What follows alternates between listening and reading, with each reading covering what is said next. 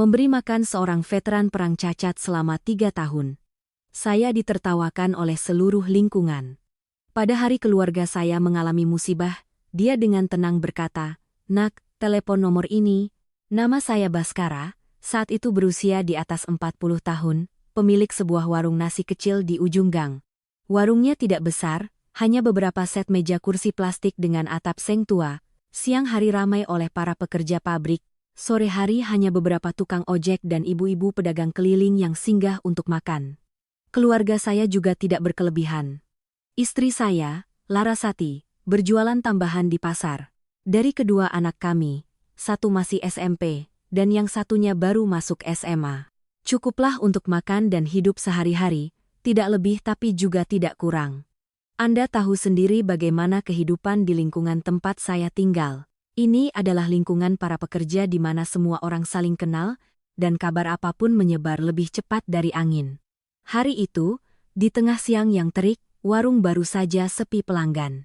Saya sedang menghitung uang ketika melihat seorang pria asing berdiri di depan pintu, usianya sekitar 60-an, tubuhnya kurus, mengenakan pakaian usang tapi bersih. Rambutnya sudah hampir sepenuhnya memutih, dan yang paling mencolok adalah kaki kirinya yang pincang.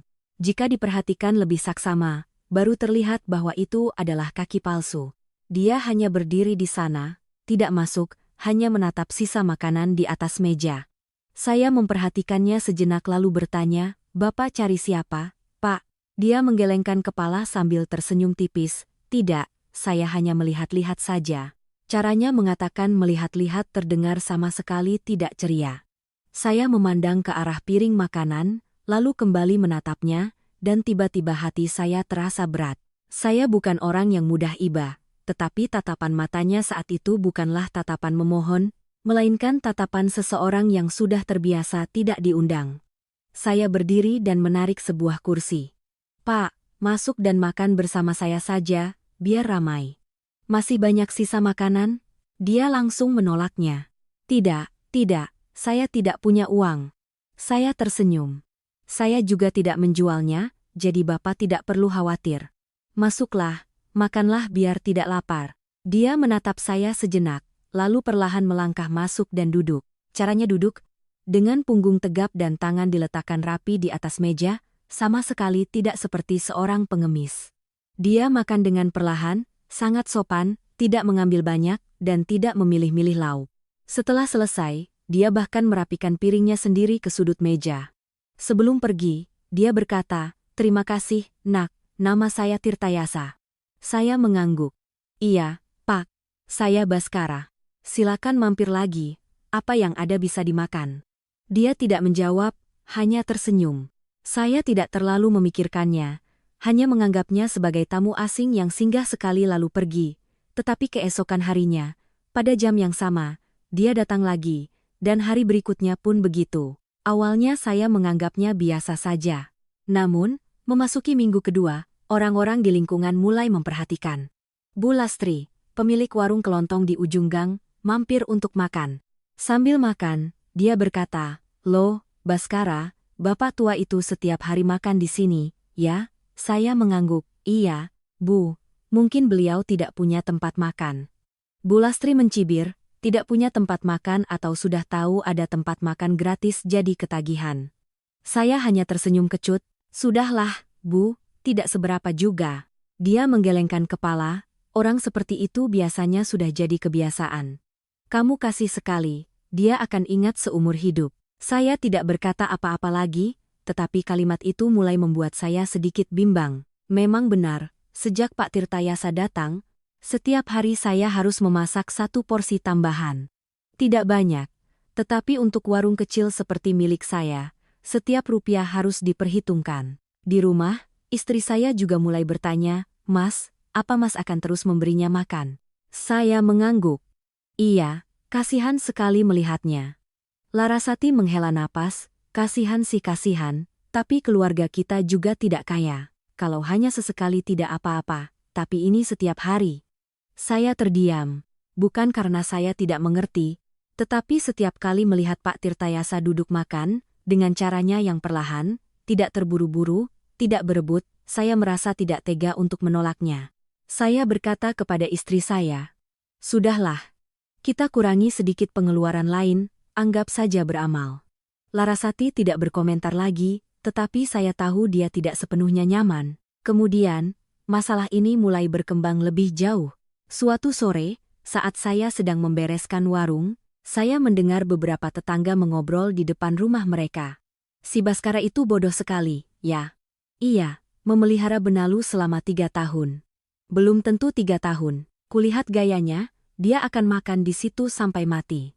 Mereka berbicara tidak terlalu keras, tetapi juga tidak terlalu pelan. Saya mendengar semuanya. Malam itu saya tidak bisa tidur nyenyak. Bukan karena menyesali porsi nasi itu, tetapi karena perasaan dianggap bodoh oleh orang lain. Melakukan perbuatan baik tetapi malah ditertawakan. Perasaan itu sangat tidak menyenangkan. Tetapi keesokan paginya, Pak Tirtayasa tetap datang. Dia menatap saya dan bertanya lembut, "Hari ini ada nasi, Nak?"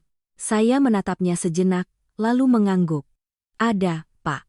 Dia duduk dengan postur yang sama, makan dengan perlahan, dan merapikan piringnya seperti biasa. Setelah makan, dia berdiri dan menatap saya. "Kamu tidak keberatan, kan?" Saya tersenyum. "Tidak, Pak." Dia mengangguk lalu mengucapkan sebuah kalimat yang saat itu tidak saya perhatikan. Orang seringkali hanya melihat apa yang ada di depan mata, jarang ada yang melihat apa yang ada di baliknya. Saya hanya tersenyum menanggapinya. Sejak saat itu, dia menjadi bagian yang akrab dari warung saya. Selama 3 tahun, tidak pernah satu hari pun absen. Hujan dia datang, panas pun dia datang. Pernah suatu hari angin bertiup sangat kencang, dia tetap datang dengan tongkatnya, menyeret langkahnya perlahan ke warung. Pernah saya bertanya, "Bapak tinggal di mana?" Dia hanya menjawab, "Di mana saja bisa, asal masih ada tempat untuk pergi." Pernah juga saya bertanya, "Dulu Bapak bekerja sebagai apa?" Dia tersenyum, "Hanya seorang prajurit tua." Saya tidak bertanya lebih lanjut. Lingkungan tetap sama, orang-orang masih terus bergosip. Ada yang bahkan berkata langsung kepada saya, "Baskara, kamu memelihara orang itu, nanti dapat apa?" Saya tersenyum. "Mungkin dapat ketenangan hati." Orang itu tertawa terbahak-bahak. "Ketenangan hati tidak bisa dimakan." Saya ikut tertawa, tetapi di dalam hati, saya mulai merasa lelah. Ada hari-hari ketika penjualan sepi, melihat Pak Tirtayasa makan membuat saya harus menghitung ulang uang belanja untuk keesokan hari. Ada saat-saat istri saya menghela napas, dan anak saya bertanya, "Ayah, kenapa keluarga kita harus memberi makan orang lain?" Saya tidak tahu bagaimana menjawabnya dengan benar, hanya berkata, "Nanti kalau kamu sudah besar, kamu akan mengerti." 3 tahun berlalu seperti itu, tanpa ada kejadian istimewa, tanpa kejutan, tanpa keajaiban, hanya ada satu orang yang memberi dan satu orang yang menerima. Sampai suatu hari, hari di mana segalanya di rumah saya menjadi kacau balau. Pagi itu, saya menerima telepon dari sekolah anak laki-laki saya. Suara guru terdengar panik, "Pak Baskara, bisa datang ke sekolah sekarang. Ada masalah yang menyangkut Banyu." Sebelum saya sempat bertanya lebih lanjut, telepon sudah ditutup. Jantung saya mulai berdebar kencang. Saya segera melaju ke sekolah dengan pikiran kacau. Setibanya di sana, saya melihat anak saya duduk di ruang kepala sekolah, wajahnya pucat pasi. Di sebelahnya ada seorang wanita asing, berpakaian mewah, dengan wajah tegang. Guru menarik saya keluar dan berbisik, "Banyu dicurigai tidak sengaja mengambil ponsel temannya." Saya tertegun, "Anak saya mencuri." "Tidak, saya tidak percaya." Tetapi tatapan semua orang di sekitar seolah-olah mereka sudah mempercayainya. Wanita itu mendekat dan berkata dengan tajam, "Ponsel anak saya hilang saat jam pelajaran, dan orang terakhir yang memegangnya adalah anak Anda." Saya menatap anak saya, dia menggelengkan kepala, matanya memerah. "Banyu tidak mengambilnya, Bu." Saya berpaling kepada wanita itu, "Bu, beri saya sedikit waktu, saya yakin anak saya tidak melakukan hal itu." Dia tersenyum sinis. "Percaya atau tidak, harus ada bukti." Situasi mulai memanas. Pihak sekolah meminta untuk memeriksa tas dan barang-barang anak saya, tetapi tidak ada yang ditemukan. Namun, tatapan curiga itu masih ada, dan yang lebih buruk, mereka menyarankan agar anak saya ditahan di sekolah untuk penyelidikan lebih lanjut. Saya berdiri di sana, merasa terpojok, tidak tahu harus berbuat apa atau berkata apa. Tepat pada saat itu, telepon saya bergetar. Itu dari Pak Tirtayasa. Saya mengangkatnya, suaranya tetap tenang. Kamu sedang di sekolah, kan? Saya terkejut. Bagaimana Bapak tahu? Dia tidak menjawab, hanya berkata, telepon saja nomor ini, jangan bertanya apa-apa. Saya melihat secari kertas yang pernah dia berikan sehari sebelumnya, yang bahkan belum sempat saya lihat. Sebuah deretan nomor asing. Saya berdiri di sana, tangan memegang ponsel, pikiran berputar, menelepon atau tidak. Dan saya sama sekali tidak tahu bahwa satu panggilan telepon itu akan mengubah sepenuhnya cara seluruh lingkungan ini memandang saya selama sisa hidup saya. Saya berdiri di koridor sekolah, tangan memegang secari kertas dengan nomor telepon yang diberikan Pak Tirtayasa kemarin, sementara di kepala saya terus terngiang pertanyaan, bagaimana dia tahu saya ada di sini? Perasaan itu sangat aneh, seolah ada seseorang yang telah berdiri di belakang saya selama ini tanpa saya sadari. Guru berdiri di samping saya, suaranya tetap lembut tapi jelas terdengar tegang. Pak Baskara, pihak sekolah perlu mengklarifikasi masalah ini. Mohon pengertiannya. Saya mengangguk, tetapi hati saya kacau balau. Anak saya, Banyu, dari kecil hingga besar tidak pernah terlibat masalah apapun. Dia bukan anak yang luar biasa, tetapi dia baik, pengertian, dan tidak pernah membuat saya harus menundukkan kepala di hadapan siapapun. Tapi sekarang, dia berdiri di sini, dituduh mengambil barang milik temannya. Wanita itu, ibu dari teman sekelas yang kehilangan ponsel, masih berdiri dengan tangan bersedekap, matanya tidak bisa menyembunyikan kekesalan. Dia berkata dengan nada tajam, "Saya tidak ingin memperbesar masalah ini, tetapi jika ponselnya tidak ditemukan, saya akan lapor polisi." Mendengar itu, tenggorokan saya terasa tercekat, bukan karena takut, tetapi karena perasaan terdesak. Saya berpaling kepada anak saya. "Nak, ceritakan lagi pada ayah dari awal sampai akhir." Dia menelan ludah, suaranya bergetar. "Iya, ya. Saat istirahat, teman saya, Adi, minta tolong Banyu jagain ponselnya karena dia mau ke toilet. Banyu simpan di dalam tas, lalu saat dia kembali, Banyu kembalikan. Setelah itu, saat jam pelajaran, dia bilang ponselnya hilang. Saya menatap lurus ke matanya, dia tidak mengalihkan pandangan. Itu adalah tatapan seorang anak yang tidak punya apa-apa untuk disembunyikan. Saya berpaling kepada guru. "Bu, apakah ada CCTV di kelas?" Dia sedikit ragu. "Ada, tapi hanya merekam dari sudut atas, tidak terlihat detailnya." Wanita itu menyela. "CCTV juga sama saja, siapa yang tahu kapan dia mengambilnya?" Kalimat itu membuat saya sedikit panas, tapi saya menahannya. Saya tidak boleh kehilangan ketenangan. Saat itu, saya melihat ke bawah pada secari kertas di tangan saya, deretan angka itu, sebuah nomor biasa, tanpa nama, tanpa catatan apapun. Tapi suara Pak Tirtayasa saat mengucapkan kalimat itu tidak terdengar seperti orang yang asal bicara. Dia bukan tipe orang yang berbicara tidak jelas. Selama 3 tahun ini, dia jarang bicara, tapi setiap kalimat yang keluar selalu pasti. Saya menarik napas dalam-dalam lalu menekan nomor itu. Telepon berdering. 1, 2, 3 kali. Jantung saya berdetak lebih cepat setiap detiknya. Pada dering keempat, seseorang di seberang sana mengangkat telepon, suara seorang pria parubaya, berat dan jelas. "Halo." Saya sedikit terdiam. "Ya, saya Baskara. Saya diberi nomor ini." Belum selesai saya berbicara, orang itu langsung berkata, "Anda sedang di SMA Harapan Bangsa, kan?" Saya terpaku. "Apa? Bagaimana Anda tahu?" Orang itu tidak menjawab pertanyaan saya, hanya melanjutkan, "Saya sedang dalam perjalanan ke sana. Tolong tetap tenang, jangan biarkan situasi menjadi lebih buruk." Lalu telepon ditutup. Saya berdiri di sana, tangan masih memegang ponsel, sementara pikiran saya seolah baru saja ditarik keluar dari kekusutan. Guru menatap saya, "Anda menelepon siapa?" Saya menggelengkan kepala. "Hanya kenalan," mengatakannya begitu, padahal saya sendiri tidak tahu kenalan macam apa. Hanya orang asing yang dihubungi melalui seorang pria tua yang makan di warung saya selama 3 tahun. Kedengarannya tidak masuk akal, tetapi saat itu saya tidak punya pilihan lain. Sekitar 15 menit kemudian, sebuah mobil hitam berhenti di depan gerbang sekolah. Bukan mobil yang terlalu mewah, tetapi terlihat jelas bukan mobil biasa.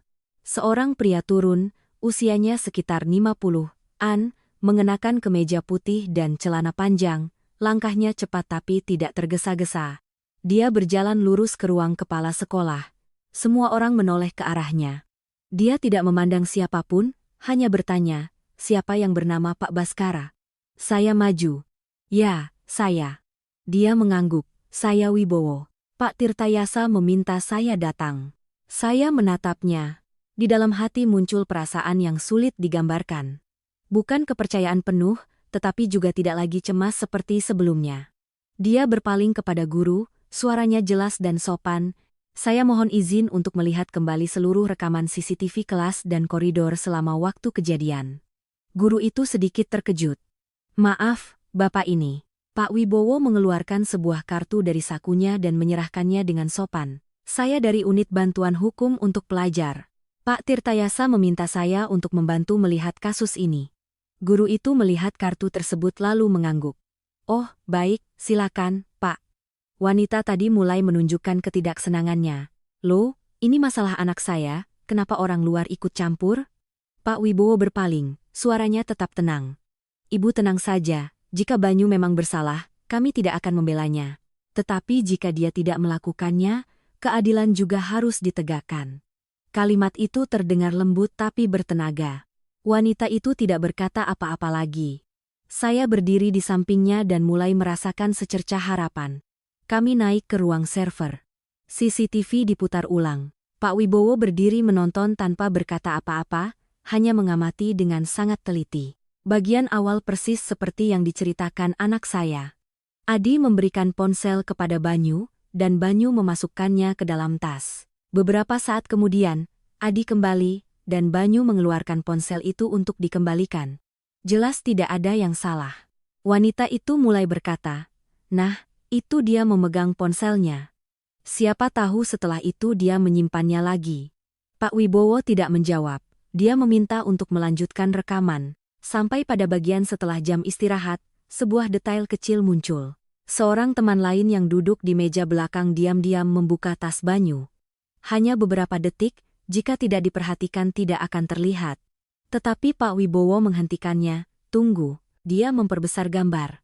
Benar saja, ada sebuah tangan yang masuk ke dalam tas. Bukan Banyu, bukan Adi, melainkan teman yang lain. Seluruh ruangan hening. Wajah wanita itu mulai berubah. Guru itu berbisik, "Anak ini namanya Tono." Pak Wibowo mengangguk. "Tolong lanjutkan." Di rekaman berikutnya, CCTV koridor merekam Tono berjalan keluar, tangannya memegang sebuah benda kecil. Gambarnya tidak jelas, tetapi cukup untuk ditebak. Guru itu menghela napas, Saya tidak memperhatikan bagian ini." Wanita itu terdiam sepenuhnya. Beberapa saat kemudian, dia berkata pelan, "Mungkin anak saya salah ingat." Pak Wibowo berpaling, suaranya masih tenang, "Tidak apa-apa, Bu.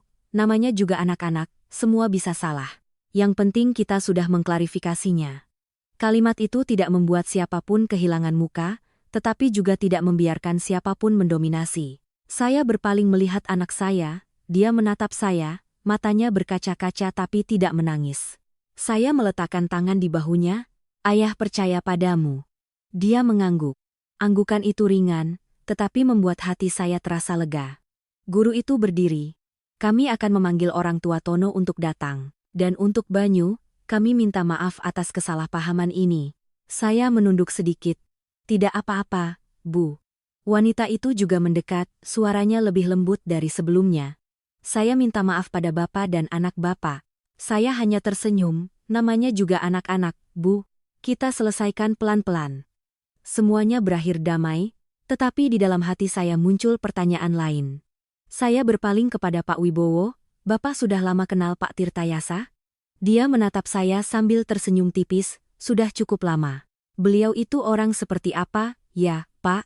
Dia tidak langsung menjawab, hanya berkata, "Anda akan tahu saat Anda membutuhkan jawabannya." Jawaban itu terdengar persis seperti Pak Tirtayasa, tidak banyak bicara tetapi meninggalkan banyak pikiran. Keluar dari sekolah, saya melihat anak saya naik mobil untuk pulang lebih dulu. Saya berbalik dan melihat Pak Wibowo masih berdiri di sana.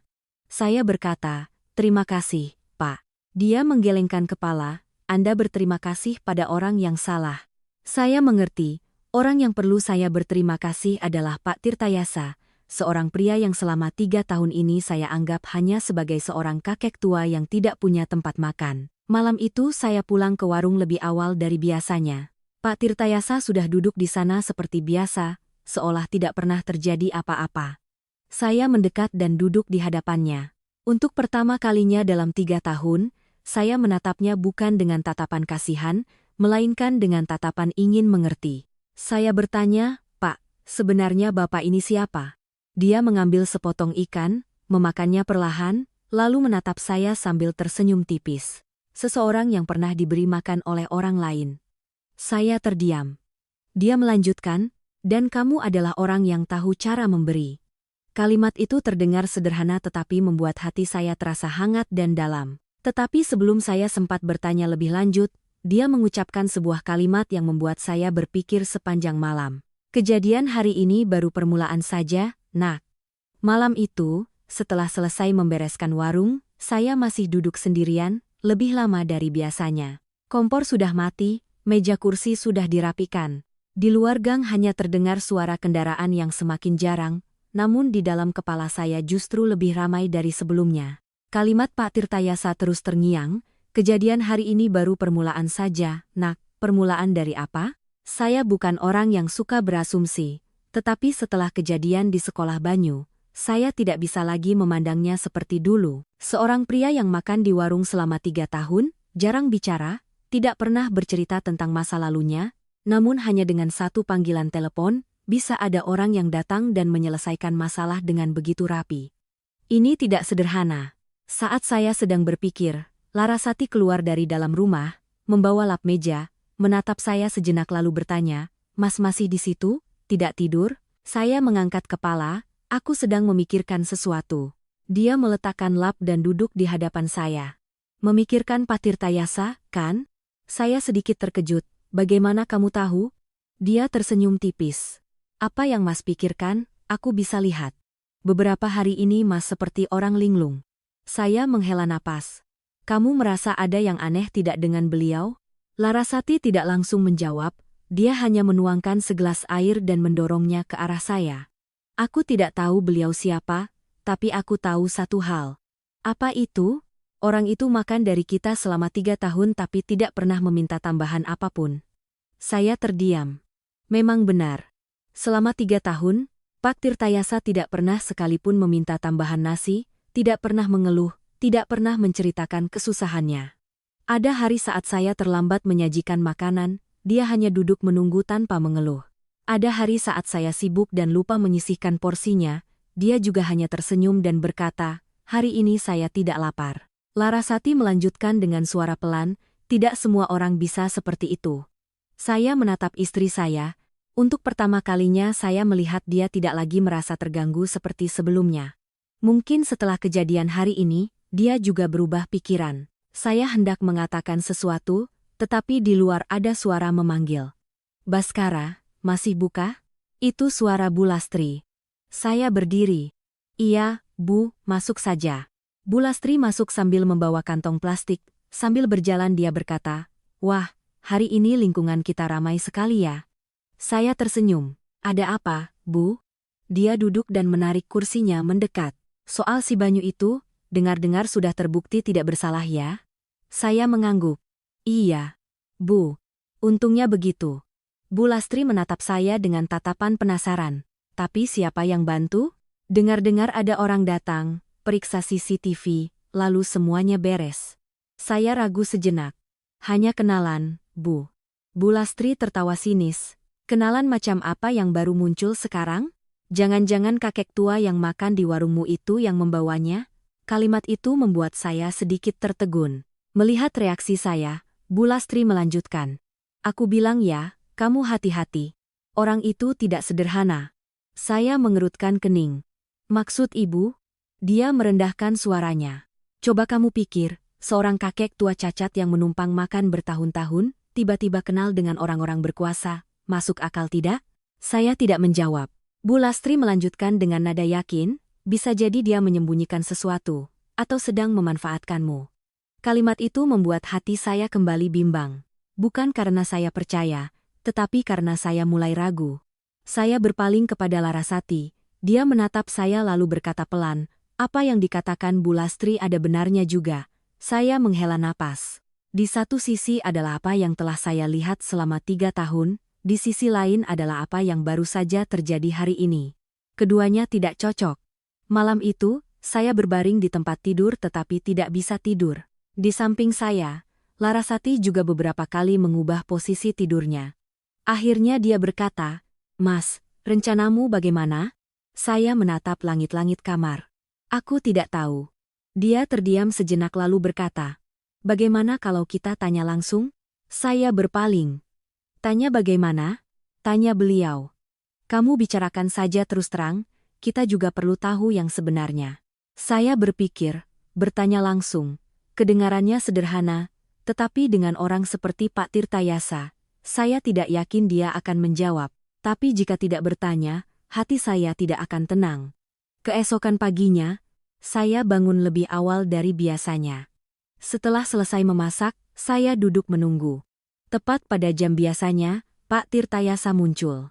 Masih dengan pakaian usangnya, tongkatnya, dan langkahnya yang perlahan. Dia masuk dan menatap saya.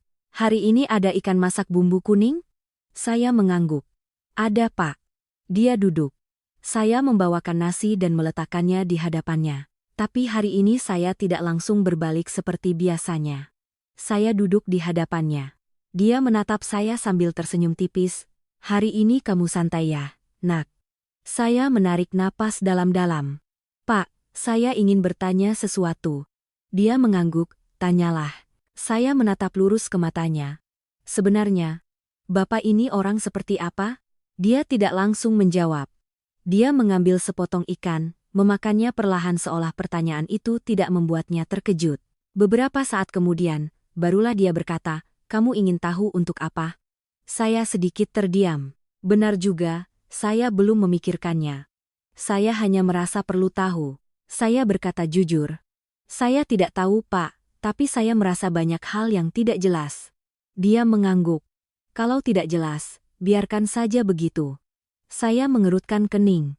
"Tapi, Pak," dia memotong ucapan saya, suaranya tetap lembut. "Apakah kamu pernah melihat Bapak melakukan sesuatu yang merugikanmu?" Saya menggelengkan kepala. "Tidak, Pak." "Apakah kamu pernah melihat Bapak meminta sesuatu selain sepiring nasi?" "Tidak, Pak." "Lalu, apa yang kamu khawatirkan?" Pertanyaan itu membuat saya bungkam. Benar. Apa yang saya khawatirkan? Dia tidak mengambil apapun dari saya. Tidak melakukan apapun yang berdampak buruk pada keluarga saya. Hanya saja dia tidak seperti yang saya kira awalnya. Dia menatap saya, tatapannya tidak menyalahkan, hanya seolah mengatakan sesuatu yang sangat sederhana. "Ada orang-orang yang tidak perlu kamu pahami sepenuhnya, cukup tahu bahwa mereka tidak akan merugikanmu." Saya terdiam. Kalimat itu terdengar ringan, tetapi membuat saya merasa malu. Selama 3 tahun saya memberinya makan, tetapi saya tidak pernah berpikir dia harus membalas apapun. Namun, hanya karena satu kejadian, saya mulai meragukannya. Dia berdiri dan merapikan piringnya seperti biasa. Sebelum pergi, dia berkata, "Hiduplah seperti yang telah kamu jalani selama 3 tahun ini, jangan berubah hanya karena satu kejadian." Lalu dia berbalik dan melangkah keluar. Saya duduk di sana memandanginya, hati saya terasa sedikit lebih ringan, sekaligus sedikit lebih berat, tetapi masalah tidak berhenti di situ. Siang itu, saat warung sedang ramai, seorang pria asing masuk, usianya sekitar 50-an, berpakaian rapi, dengan penampilan serius. Dia melihat sekeliling sejenak lalu bertanya, "Siapa yang bernama Pak Baskara?" Saya maju. "Ya, saya." Dia mengangguk. "Saya Danu dari perusahaan asuransi. Saya ingin berbicara sebentar dengan Bapak." Saya terkejut. "Asuransi?" "Saya tidak membeli apa-apa." Pak Danu menggelengkan kepala. "Bukan Bapak, tapi sebuah polis yang berkaitan dengan keluarga Bapak." Saya mulai merasa ada yang tidak beres. Saya mengajaknya ke sudut warung. Dia membuka tasnya dan mengeluarkan setumpuk dokumen. "Bapak kenal dengan Pak Tirtayasa?" Saya menatapnya. "Ya, kenal." Dia mengangguk. Beliau telah mendaftarkan sebuah paket asuransi atas nama keluarga Bapak sejak 3 tahun yang lalu. Saya terpaku. 3 tahun yang lalu. Pak Danu membuka dokumen dan menunjuk tanggal penandatanganan. Benar, 3 tahun yang lalu. Tepat sekitar waktu dia mulai datang ke warung saya. Saya menelan ludah. Paket apa itu? Pak Danu berkata perlahan, asuransi komprehensif. Jika keluarga Bapak mengalami risiko besar, seperti kecelakaan, penyakit kritis, atau masalah hukum yang serius, seluruh biayanya akan ditanggung. Saya menatapnya tanpa bisa berkata-kata. Dia melanjutkan, premi telah dibayar lunas selama 3 tahun. Pembayarnya adalah Pak Tirtayasa. Saya merasa seolah seseorang baru saja menarik saya dari tanah. Selama 3 tahun dia makan di warung saya, sementara dia diam-diam mengurus keluarga saya. Tanpa sepatah kata, tanpa sekalipun menyinggungnya. Saya bertanya dengan suara serak, mengapa beliau melakukan itu? Pak Danu menggelengkan kepala, soal itu, sebaiknya Bapak tanyakan langsung kepadanya. Saya berdiri di sana menatap tumpukan dokumen itu. Segalanya mulai sedikit lebih jelas, tetapi pada saat yang sama menjadi lebih dalam, lebih sulit dipahami. Dan tepat pada saat itu, telepon di saku saya berdering. Saya melihat layarnya, nomor anak perempuan saya, Kirana. Saya mengangkatnya. Halo, Nak. Suara anak saya bergetar. Ayah. Ibu jatuh. Ibu tidak bisa bangun. Jantung saya terasa mencelos. Belum sempat saya bertanya lebih lanjut, dia melanjutkan, ayah cepat pulang. Saya langsung melompat berdiri. Semua yang ada di kepala saya seketika kosong. Dan pada saat itu, kalimat Pak Tirtayasa kemarin kembali terngiang. Kejadian hari ini baru permulaan saja, Nak. Saya melaju pulang dengan pikiran kosong. Hanya ada satu pikiran di kepala, jangan sampai terjadi apa-apa dengan istri saya. Gang yang biasanya terasa akrab hari ini terasa lebih panjang dari biasanya. Sambil berkendara, saya menyalahkan diri sendiri. Kenapa tadi pagi masih memikirkan hal-hal yang tidak penting? Kenapa tidak tinggal di rumah sedikit lebih lama? Tepat di depan pintu, saya melihat Kirana berdiri di luar, matanya merah, tangannya gemetar. Ayah, ibu di dalam. Saya tidak menunggu dia selesai bicara, langsung berlari masuk. Larasati terbaring miring di lantai, tangannya memegangi pinggul, wajahnya pucat, keringat membasahi dahinya. Melihat caranya berusaha bangun tapi tidak bisa, saya tahu ini bukan masalah sepele. Saya berlutut di sampingnya. Laras, kamu dengar aku? Dia meringis, suaranya lemah. Mas, aku tidak bisa berdiri. Saya berusaha tetap tenang meskipun jantung saya berdebar kencang. Baiklah, jangan dipaksa. Aku akan membawamu ke rumah sakit. Saya segera memesan taksi online, sambil memapah istri saya berpesan pada anak saya. Kirana, kunci pintu baik-baik di rumah, ya. Ayah antar ibu, nanti langsung pulang. Anak perempuan saya mengangguk, matanya masih basah. Di dalam mobil, saya duduk di sampingnya, menggenggam erat tangannya yang terasa lebih dingin dari biasanya. Larasati menatap saya, mencoba tersenyum. Mungkin aku hanya terpeleset, Mas. Tidak apa-apa. Saya menggeleng. Kalau tidak apa-apa syukurlah, tapi kita periksa dulu biar pasti. Dia tidak berkata apa-apa lagi, hanya menggenggam tangan saya lebih erat. Di rumah sakit, segalanya berjalan cepat sekaligus sangat lambat.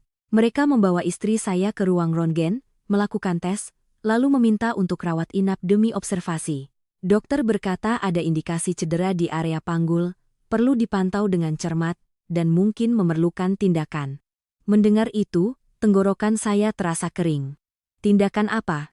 Dok, dokter menatap saya dan menjelaskan, jika ada keretakan tulang atau komplikasi, akan diperlukan operasi, biayanya juga tidak sedikit. Saya mengangguk, tetapi di dalam kepala saya mulai berhitung. Uang tabungan keluarga saya tidak banyak. Jika hanya dirawat beberapa hari, masih bisa diusahakan. Tetapi jika harus operasi, itu benar-benar menjadi beban berat. Saya duduk di koridor, kedua tangan saling bertaut, mata menatap lantai keramik. Tepat pada saat itu, telepon saya bergetar. Itu Pak Danu, dari perusahaan asuransi. Saya mengangkatnya. Halo, suara di seberang sana terdengar jelas. Pak Baskara, saya baru saja menerima informasi. Keluarga Bapak sedang mengalami musibah, ya? Saya terkejut. Iya. Bagaimana Bapak tahu? Dia berkata, pihak kami memiliki sistem pemantauan. Ketika ada kasus rawat inap yang terkait dengan polis, akan ada pemberitahuan. Saya terdiam beberapa detik lalu berkata, iya, istri saya jatuh, sedang diperiksa. Pak Danu langsung berkata, Bapak tenang saja, polis asuransi Bapak memenuhi syarat untuk klaim. Seluruh biaya pengobatan, termasuk jika diperlukan operasi, akan ditanggung oleh pihak kami. Saya mengangkat kepala seolah seseorang baru saja menarik saya dari jurang. Benarkah, Pak? Iya, Pak. Bapak hanya perlu melengkapi prosedur, sisanya akan kami urus. Saya tidak tahu harus berkata apa lagi, hanya bisa mengucapkan, terima kasih, Pak. Tetapi di dalam hati, saya tahu orang yang perlu saya berterima kasih bukanlah dia, melainkan Pak Tirtayasa. Seseorang yang selama 3 tahun ini saya kira saya yang memberinya, padahal ternyata dialah yang diam-diam memberi kembali. Saya duduk di sana, pikiran saya berputar. Selama 3 tahun dia makan di warung saya setiap hari, sementara dia diam-diam membayar asuransi untuk seluruh keluarga saya. Tanpa sepatah kata, tanpa menyinggungnya sekalipun, tanpa perlu saya tahu. Perasaan itu hangat sekaligus berat. Hangat karena ada yang memikirkan saya, berat karena saya pernah meragukannya. Beberapa saat kemudian, dokter keluar dan berkata, perlu observasi lebih lanjut, tetapi kemungkinan besar harus ada tindakan. Bapak siapkan mental ya, saya mengangguk. Baik, dok, lakukan yang terbaik. Kali ini saya mengatakannya tanpa rasa cemas seperti sebelumnya, karena saya tahu saya tidak lagi sendirian menanggungnya. Malam itu, saya duduk di samping tempat tidur istri saya. Larasati sudah sadar dan menatap saya, Mas, habis banyak uang, ya? Pertanyaan itu membuat saya tercekat. Bahkan di saat seperti ini, dia masih memikirkan uang. Saya menggenggam tangannya. Tidak apa-apa, kamu tenang saja dan fokus pada penyembuhan. Dia menatap saya, matanya masih menunjukkan kekhawatiran. Jangan bohongi aku, Mas. Saya tersenyum tipis, kali ini, ada yang membantu kita. Dia terkejut. Siapa? Saya menatapnya dan berkata perlahan. Pak Tirtayasa. Dia terdiam. Beberapa saat kemudian, dia berbisik, sebenarnya dia orang seperti apa, Mas? Saya menggelengkan kepala, aku juga ingin tahu. Malam itu saya tidak tidur. Saya duduk di sana memandangi istri saya dan mengingat kembali setiap detail selama 3 tahun terakhir. Setiap kali dia datang ke warung, kalimat-kalimatnya yang singkat, tatapannya yang tenang, dan terutama caranya yang tidak pernah menuntut apapun. Saya mulai mengerti. Ada orang yang tidak banyak bicara, tetapi apa yang mereka lakukan cukup untuk membuat kita berpikir seumur hidup. Keesokan paginya, saya menyempatkan diri pulang ke warung sebentar untuk bersih-bersih. Begitu membuka pintu, saya sudah melihat Pak Tirtayasa duduk di sana. Seperti biasa, seolah tidak ada yang terjadi. Saya masuk dan menatapnya. Kali ini saya tidak tahu harus memanggilnya apa, bukan lagi sekadar bapak, melainkan seseorang yang telah menyelamatkan keluarga saya di saat sulit. Saya berdiri di hadapannya dan berkata, Pak, dia mengangkat kepala sambil tersenyum tipis. Istrimu sudah baik kan? Saya mengangguk, suara saya pelan, Pak. Bagaimana Bapak tahu? Dia tidak menjawab, hanya berkata, ada yang bisa dimakan, Nak. Kalimat itu terdengar sangat akrab, seolah dia masih hanyalah seorang pelanggan biasa. Saya berbalik ke dapur, tangan saya sedikit gemetar. Saya membawakan seporsi nasi, tetapi kali ini saya tidak meletakkannya lalu pergi. Saya duduk kembali. Saya berkata dengan suara berat, Pak, soal asuransi itu. Bapak yang melakukannya, kan? Dia mengambil sepotong sayur, memakannya perlahan lalu berkata, iya. Hanya satu kata. Tanpa penjelasan, tanpa pamer jasa. Saya menelan ludah. Kenapa Bapak melakukan itu? Dia menatap saya, matanya tidak berubah. Karena kamu memberiku makan. Saya menggeleng. Tapi itu hanya beberapa piring nasi, Pak. Dia tersenyum tipis, bagi kamu beberapa piring, bagi Bapak 3 tahun. Saya terdiam. Dia melanjutkan dengan suara perlahan, ada saatnya, sepiring nasi berarti 1 hari kehidupan. Kalimat itu membuat tenggorokan saya tercekat. Saya tidak pernah bertanya apa yang telah dia lalui, hanya memandangnya sebagai seseorang yang butuh bantuan, tanpa tahu seberapa besar kebutuhannya dulu. Saya bertanya lagi, Pak, dulu Bapak bekerja apa? Dia tidak langsung menjawab. Beberapa saat kemudian, dia berkata, pernah punya, pernah juga kehilangan. Saya mengerti, dia tidak ingin bercerita. Saya tidak bertanya lebih lanjut, tetapi di dalam hati saya tahu dia bukan orang biasa. Saya berkata dengan nada pasti, Pak, mulai sekarang Bapak tidak perlu membalas apapun lagi pada saya. Bapak datang saja makan seperti biasa. Dia menatap saya sambil tersenyum. Bapak tidak pernah berpikir harus membalas. Kalimat itu membuat saya tertegun. Benar. Dia tidak pernah berpikir berutang, sementara saya berpikir saya yang memberi. Ternyata sejak awal saya sudah salah paham. Saya berdiri dan berkata, saya mau ke rumah sakit, menemani istri. Dia mengangguk. Iya, pergilah. Saya melangkah keluar, tetapi sebelum pergi, saya berbalik menatapnya. Dia masih duduk di sana, makan perlahan seperti setiap hari. Tetapi di mata saya sekarang, dia bukan lagi seorang kakek tua cacat, melainkan seseorang yang belum sepenuhnya saya pahami. Dan saya punya firasat, ceritanya belum berakhir di sini. Sama seperti kalimat yang pernah dia ucapkan, baru permulaan saja, nak. Saya kembali ke rumah sakit saat hari sudah menjelang siang. Koridor masih ramai, orang berlalu lalang, suara langkah kaki, percakapan, dan mesin-mesin medis. Semuanya berpadu menjadi suara yang akrab namun membuat hati terasa lebih berat. Saya masuk ke kamar, melihat Larasati sudah sadar, terbaring diam sambil menatap keluar jendela. Saya mendekat, menarik kursi dan duduk. Bagaimana perasaanmu? Dia menoleh, mencoba tersenyum. Sudah sedikit lebih baik. Dokter bilang apa, Mas? Saya menggenggam tangannya. Sepertinya harus dioperasi. Tapi kamu jangan khawatir, kita bisa menanganinya. Dia menatap saya, matanya masih ragu. Uangnya bagaimana, Mas? Saya mengangguk mantap. Aman. Ada yang membantu kita.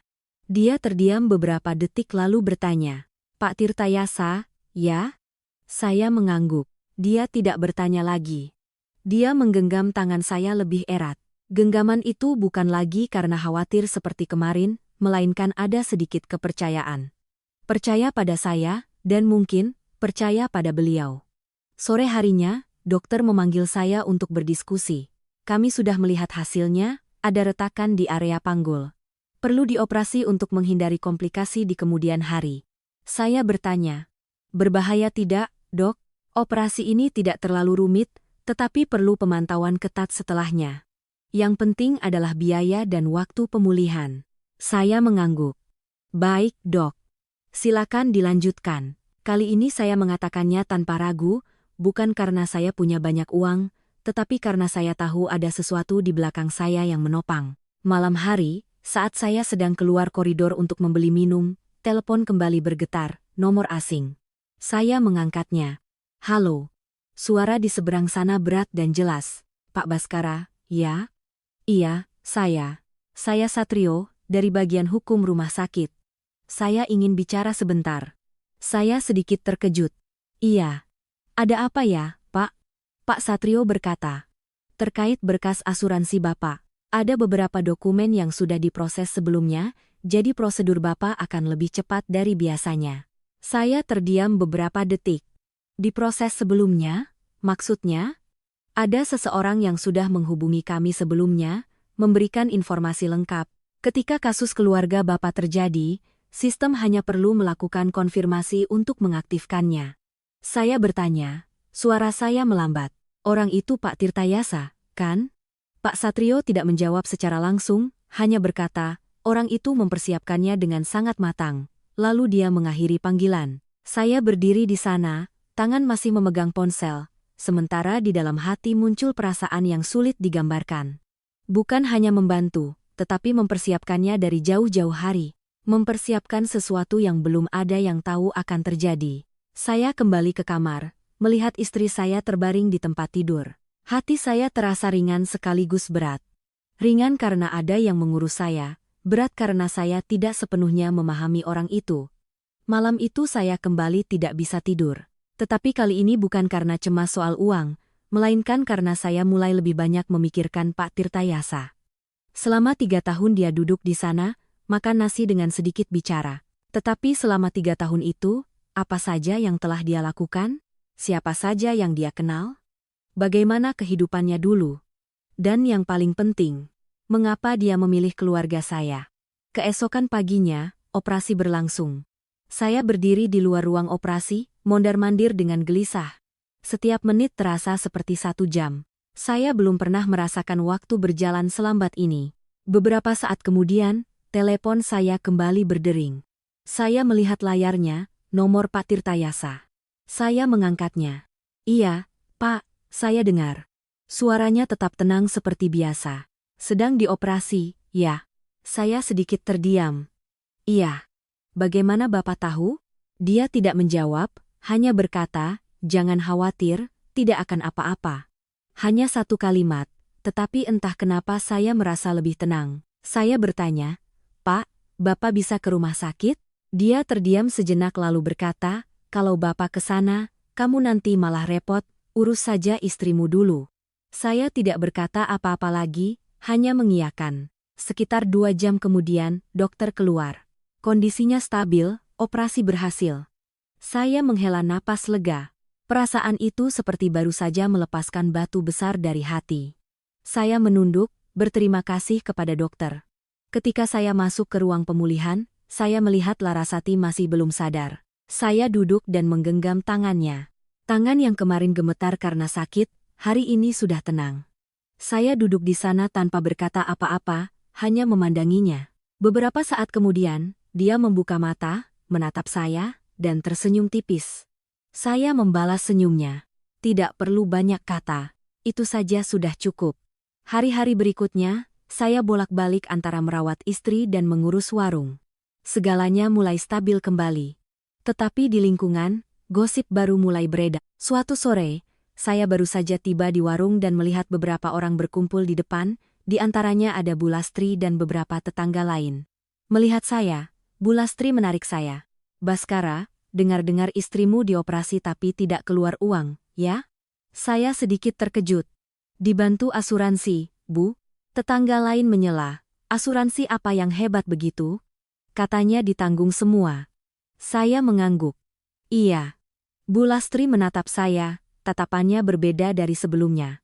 Jujur saja, Pak Tirtayasa itu sebenarnya siapa? Saya terdiam.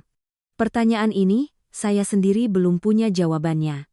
Tetangga lain menambahkan. Aku rasa tidak biasa.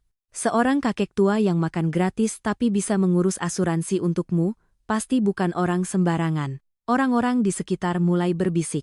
Ada yang berkata, mungkin dulu dia orang kaya. Atau orang yang punya jabatan. Saya mendengar tapi tidak ikut campur. Karena saya sendiri sedang berpikir seperti mereka. Tetapi saya tidak mau menebak-nebak. Saya ingin mendengarnya langsung dari beliau. Malam itu, saat warung sudah sepi, Pak Tirtayasa datang lagi. Masih seperti biasa, dia duduk dan saya membawakan nasi. Tetapi kali ini saya tidak duduk di hadapannya. Saya menarik kursi dan duduk di sampingnya. Dia menatap saya sambil tersenyum. Hari ini pindah tempat duduk, nak? Saya berkata, iya, Pak. Saya ingin bicara dengan Bapak. Dia mengangguk, bicaralah. Saya menatap lurus. Bapak bisa beritahu saya siapa Bapak sebenarnya? Dia tidak langsung menjawab. Dia selesai memakan nasinya, meletakkan sumpit, lalu menatap saya. Tatapannya kali ini berbeda, bukan lagi tatapan tenang seperti biasanya, melainkan tatapan seperti sedang menimbang sesuatu. Beberapa saat kemudian, dia berkata, kamu benar-benar ingin tahu? Saya mengangguk. Iya, Pak. Dia menghela napas pelan, setelah tahu. Apakah hidupmu akan berbeda? Pertanyaan itu membuat saya tertegun. Saya berpikir beberapa detik lalu berkata jujur, saya tidak tahu, Pak, tapi saya tidak ingin terus-menerus merasa tidak jelas. Dia menatap saya cukup lama lalu berkata perlahan, kalau begitu, biar Bapak ceritakan sesuatu. Saya duduk diam, tidak menyela. Dia memandang keluar gang, ke arah lampu jalan kuning yang menyinari aspal, lalu mulai berbicara, 30 tahun yang lalu.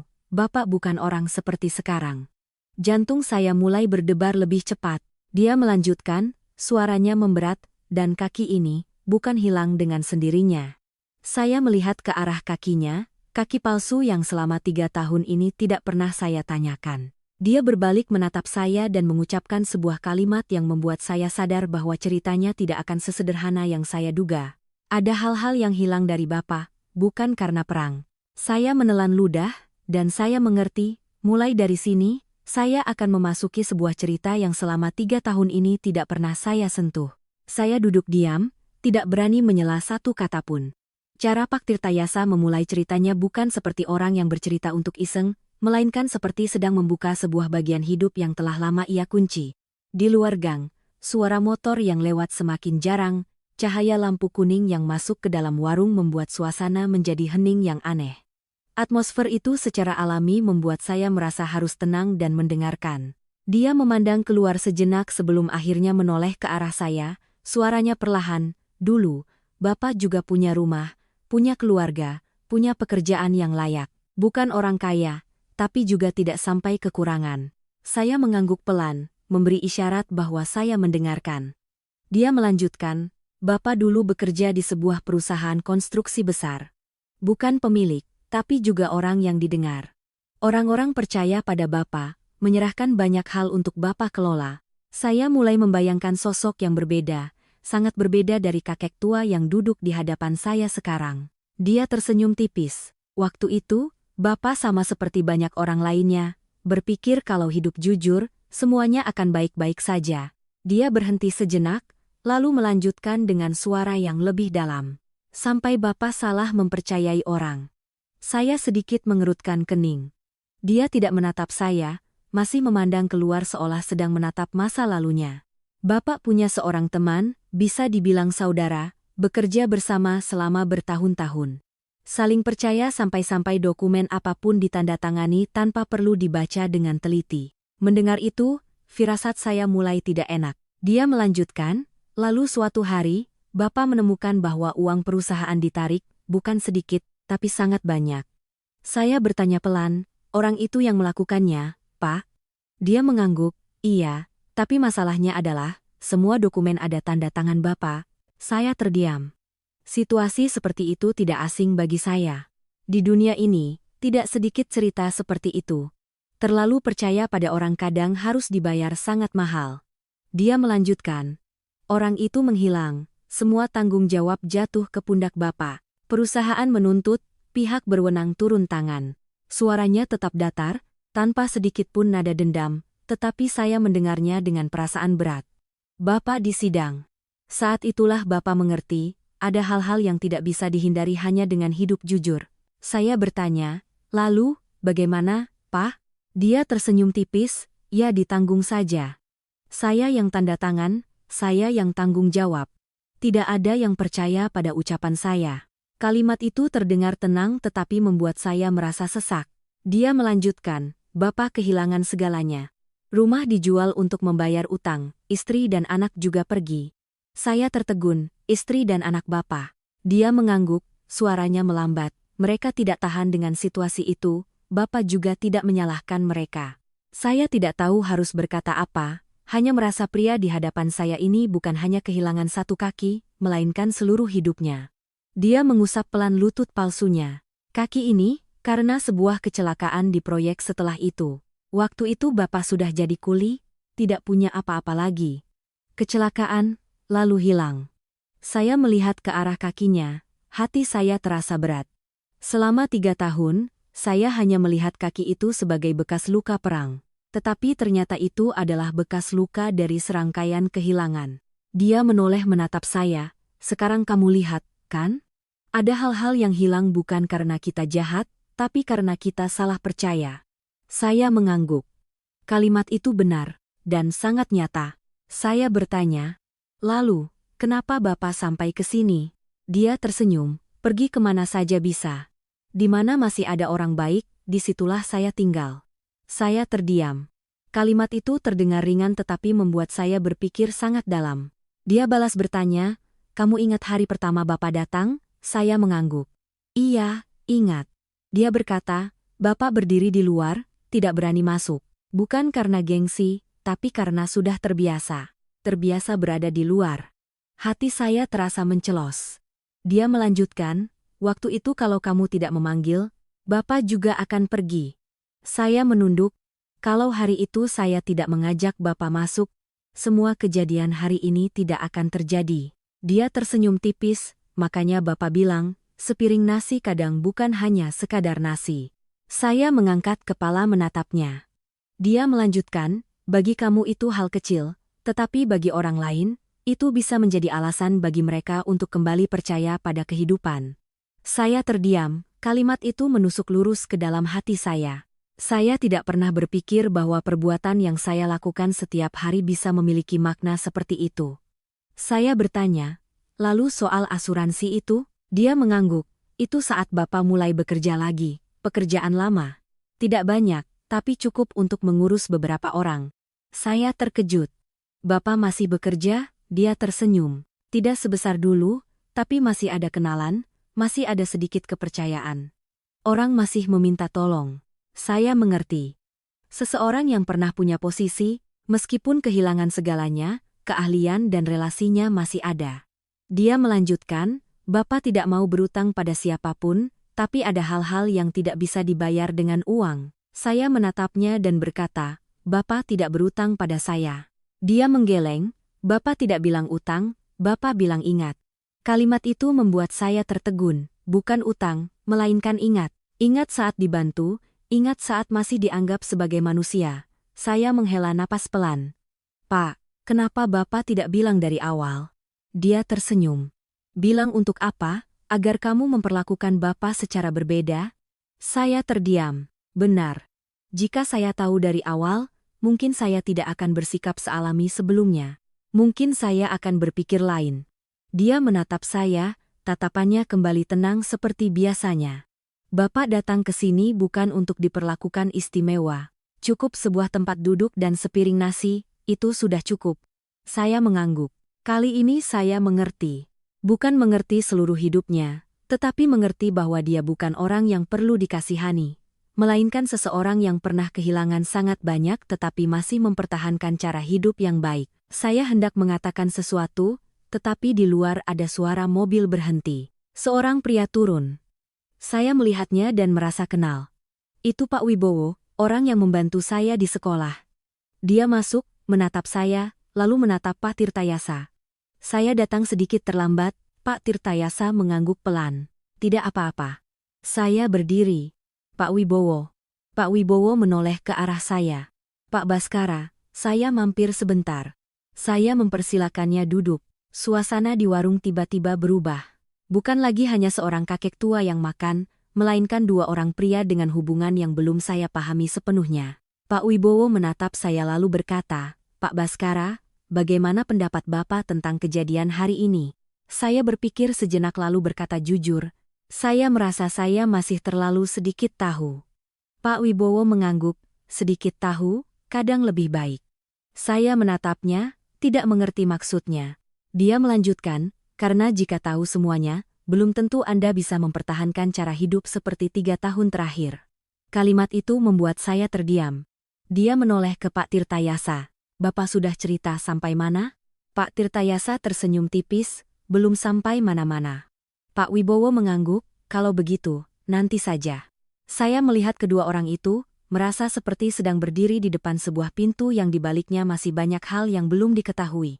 Dan saya mengerti, cerita Pak Tirtayasa tidak hanya berhenti di masa lalu, tetapi ada hal-hal yang sedang perlahan terungkap. Dan mungkin, apa yang saya ketahui hari ini hanyalah sebagian kecil saja. Saya menatap kedua pria di hadapan saya dengan perasaan yang sangat aneh. Bukan takut, bukan juga ragu, melainkan semacam rasa ingin tahu bercampur hormat. Selama 3 tahun, saya hanya tahu Pak Tirtayasa sebagai seorang kakek tua cacat yang makan di warung saya setiap hari. Tapi sekarang, di hadapan saya bukan lagi citra itu, melainkan seseorang dengan masa lalu, dengan relasi, dan dengan hal-hal yang belum saya pahami sepenuhnya. Pak Wibowo duduk, menatap saya, lalu berkata perlahan, Pak Baskara, sejujurnya, Bapak bertemu dengan Pak Tirtayasa adalah sebuah takdir yang sangat baik. Saya tersenyum tipis, takdir macam ini saya juga belum paham sepenuhnya. Pak Wibowo mengangguk, tidak perlu dipahami sepenuhnya, cukup Bapak ingat satu hal. Saya dengarkan, tidak semua orang yang membantu kita mengharapkan balasan. Kalimat itu terdengar sederhana tetapi membuat saya berpikir. Pak Wibowo menoleh ke Pak Tirtayasa. Bapak mau lanjut cerita? Pak Tirtayasa menggeleng, belum saatnya. Saya tidak menyela. Saya mulai mengerti, ada hal-hal yang sebaiknya tidak ditanyakan terburu-buru, bukan karena mereka menyembunyikannya, tetapi karena belum perlu untuk diketahui. Suasana di warung menjadi sedikit hening, lalu Pak Wibowo berdiri, saya permisi dulu, ada apa-apa, silakan telepon. Dia menatap saya, mengangguk pelan, lalu melangkah keluar. Saya mengantarnya sampai pintu, berbalik, dan melihat Pak Tirtayasa masih duduk di sana seperti biasa. Saya berkata, Pak, saya merasa seperti sedang berada di depan sebuah cerita yang besar sekali. Dia tersenyum, cerita apapun akan terasa besar, jika kamu mau mendengarkannya. Saya mengangguk. Kalimat itu benar. Tetapi saya juga tahu, saya baru mendengar sebagian kecil saja. Malam itu saya menutup warung sedikit lebih awal. Saya ingin ke rumah sakit menemui istri saya, tetapi sebelum pergi, saya berbalik menatap Pak Tirtayasa. Dia masih duduk di sana, memakan porsi nasi terakhirnya hari itu. Saya berkata, Pak, besok saya seharian di rumah sakit. Kalau Bapak datang dan saya tidak ada, makan saja. Sudah saya siapkan. Dia mengangguk. Iya. Hanya itu. Tidak bertanya lebih lanjut, tidak berpesan apa-apa. Caranya hidup selalu begitu, tidak merepotkan siapapun, tidak menuntut apapun. Saya meninggalkan warung, langsung menuju rumah sakit. Larasati sudah benar-benar sadar, sedang duduk bersandar, wajahnya terlihat tidak terlalu lelah lagi. Saya masuk sambil tersenyum, bagaimana perasaanmu? Dia menatap saya. Sudah baikan. Dokter bilang beberapa hari lagi sudah bisa latihan jalan. Saya duduk dan menghela napas lega, syukurlah kalau begitu. Dia terdiam sejenak lalu bertanya, Mas sudah bicara dengan Pak Tirtayasa? Saya mengangguk. Sudah. Beliau bilang apa? Saya berpikir sejenak lalu menceritakan apa yang telah beliau katakan. Tidak semuanya, tetapi cukup untuk membuat istri saya mengerti bahwa beliau bukan orang biasa. Setelah mendengar, Larasati tidak berkata apa-apa. Beberapa saat kemudian, dia berkata pelan, Mas, aku merasa kita beruntung. Saya menatapnya. Beruntung? Iya, di saat kita sulit, ada orang yang membantu tanpa perlu kita meminta. Saya mengangguk. Iya, beruntung. Dia tersenyum, tapi keberuntungan itu tidak datang dengan sendirinya. Saya mengerti maksudnya. Jika 3 tahun yang lalu saya tidak menarik kursi dan mengundangnya makan, mungkin hari ini saya harus berjuang sendirian dalam situasi yang sangat berbeda. Dia melanjutkan, Mas, pertahankan cara hidup Mas yang seperti itu, ya? Saya menatapnya sambil tersenyum. Aku kan tidak berubah. Dia menggeleng, berubah kok. Beberapa hari yang lalu Mas masih berpikir yang tidak-tidak. Saya tersenyum kecut. Memang benar, sedikit keraguan telah membuat saya goyah. Tetapi sekarang, saya merasa perlu untuk hidup seperti sebelumnya. Tanpa perhitungan, tanpa keraguan, hanya melakukan apa yang saya rasa benar. Malam itu saya bisa tidur nyenyak. Sudah lama sekali saya tidak tidur selelap ini. Keesokan paginya, saya pulang ke warung lebih awal. Begitu membuka pintu, saya melihat 2 orang berdiri di depan. Satu orang adalah Bu Lastri, yang satunya lagi saya tidak kenal. Pria itu berusia sekitar 50-an, berpakaian rapi, dengan wajah serius. Melihat saya, dia melangkah maju. Anda Baskara? Saya mengangguk. Iya. Dia mengulurkan tangan. Saya Hartono. Saya menjabat tangannya dan bertanya, ada yang bisa saya bantu, Pak? Pak Hartono melihat sekeliling warung lalu bertanya, apakah Pak Tirtayasa ada di sini? Saya sedikit tertegun. Beliau belum datang. Dia mengangguk, tetapi tatapannya masih menyelidik. Bu Lastri di sampingnya menyela. Tuh kan, saya bilang juga apa. Orang-orang ini pasti tidak sederhana. Saya menoleh, Bu Lastri, Ibu bicara apa? Dia merendahkan suaranya, orang-orang sudah menanyakan dia dari pagi. Saya kembali menatap Pak Hartono, Bapak mencari beliau ada urusan apa? Pak Hartono tidak langsung menjawab, hanya berkata, saya perlu bertemu dengannya, ada urusan lama yang perlu diselesaikan. Kalimat itu membuat firasat saya tidak enak. Urusan lama apa? Pak Hartono menatap saya, suaranya pelan, urusan yang masih menjadi utangnya. Saya mengerutkan kening. Beliau punya utang apa pada Bapak? Pak Hartono tersenyum tipis, Anda tidak perlu tahu. Jawaban itu membuat saya merasa tidak nyaman. Saya berkata langsung, "Kalau Bapak mencari beliau, nanti saat beliau datang, silakan bicara langsung." Pak Hartono menatap saya sejenak lalu mengangguk. "Baik, saya akan kembali lagi." Dia berbalik. Tetapi sebelum masuk ke mobil, dia menoleh dan mengucapkan sebuah kalimat, "Anda sebaiknya hati-hati, tidak semua orang seperti yang Anda kira." Mobil itu pergi, meninggalkan perasaan tidak tenang di hati saya. Bu Lastri mendekat dan berbisik, "Lihat kan? Sudah kubilang. Orang itu tidak sederhana." Saya tidak menjawab, karena kali ini saya tidak mau lagi mendengar spekulasi. Saya ingin memahaminya sendiri. Beberapa saat kemudian, Pak Tirtayasa datang seperti biasa. Tetapi hari ini saya menatapnya dengan pandangan berbeda. Saya tidak lagi hanya melihat seseorang yang butuh bantuan, melainkan seseorang yang membawa masa lalu yang mungkin belum selesai. Saya mendekat dan berkata, "Pak." Dia menatap saya, "Hari ini kok kamu tegang begitu?" Saya berkata terus terang, "Ada orang yang mencari Bapak." Dia mengangguk pelan, "Siapa?" "Namanya Hartono." Dia berhenti sejenak, hanya sebentar. Tapi saya bisa lihat jelas dia tidak terkejut. Dia hanya diam lalu berkata, "Oh." Saya bertanya, "Bapak kenal?" Dia tidak langsung menjawab. Beberapa saat kemudian, dia berkata, "Kenal." Hanya satu kata, tetapi cukup untuk membuat saya mengerti bahwa orang itu bukan orang asing. Saya bertanya lagi, dia bilang, "Bapak masih punya utang." Dia tersenyum tipis. "Ada utang yang bukan berupa uang." Saya menatapnya. "Apa itu?" Dia menatap saya, matanya tenang seperti biasa. "Urusan lama." Saya terdiam. Saya tidak bertanya lebih lanjut, tetapi saya tahu urusan lama itu tidak akan sederhana dan bisa jadi akan memengaruhi semua yang sedang berjalan damai saat ini. Dia duduk dan makan nasi seolah tidak terjadi apa-apa. Tetapi di dalam hati saya, muncul perasaan yang sangat jelas. Cerita Pak Tirtayasa bukan hanya masa lalu, melainkan sesuatu yang sedang perlahan kembali. Sepanjang pagi itu, saya bekerja dengan pikiran melayang entah kemana. Tangan masih menyendok nasi, mengambil lauk untuk pelanggan, mulut masih tersenyum dan berbicara seperti biasa, tetapi di dalam hati terus memikirkan pria bernama Hartono. Caranya menatap saya bukan penasaran, melainkan menyelidik. Dan kalimat yang dia ucapkan sebelum pergi, "Anda sebaiknya hati-hati," terus terngiang di kepala saya. Saya bukan orang yang suka khawatir berlebihan, tetapi kali ini saya merasa ada sesuatu yang akan datang. Menjelang siang, warung semakin ramai. Saya sedikit sibuk, tetapi saya melihat Pak Tirtayasa masih duduk di sudut favoritnya, makan perlahan seperti biasa. Tidak ada tanda-tanda khawatir, tidak ada satu pertanyaan pun. Ketenangannya itu membuat saya sedikit lega sekaligus bingung. Saya memanfaatkan saat sepi untuk duduk di sampingnya. "Pak, soal orang bernama Hartono itu." Dia mengangguk pelan, "Iya." "Bapak tidak khawatir?" Dia menatap saya sambil tersenyum. "Khawatir untuk apa?" Saya sedikit terdiam. Tapi saya lihat orang itu tidak sederhana. Dia mengambil sepotong sayur, selesai memakannya baru berkata, "Tidak sederhana pun tetap manusia." Kalimat itu terdengar sepele, tetapi membuat saya berpikir. Benar. Apapun yang terjadi, dia tetap manusia, dan sebagai manusia, pasti ada logika dan batasannya. Saya bertanya lagi, "Bapak punya masalah dengan dia?"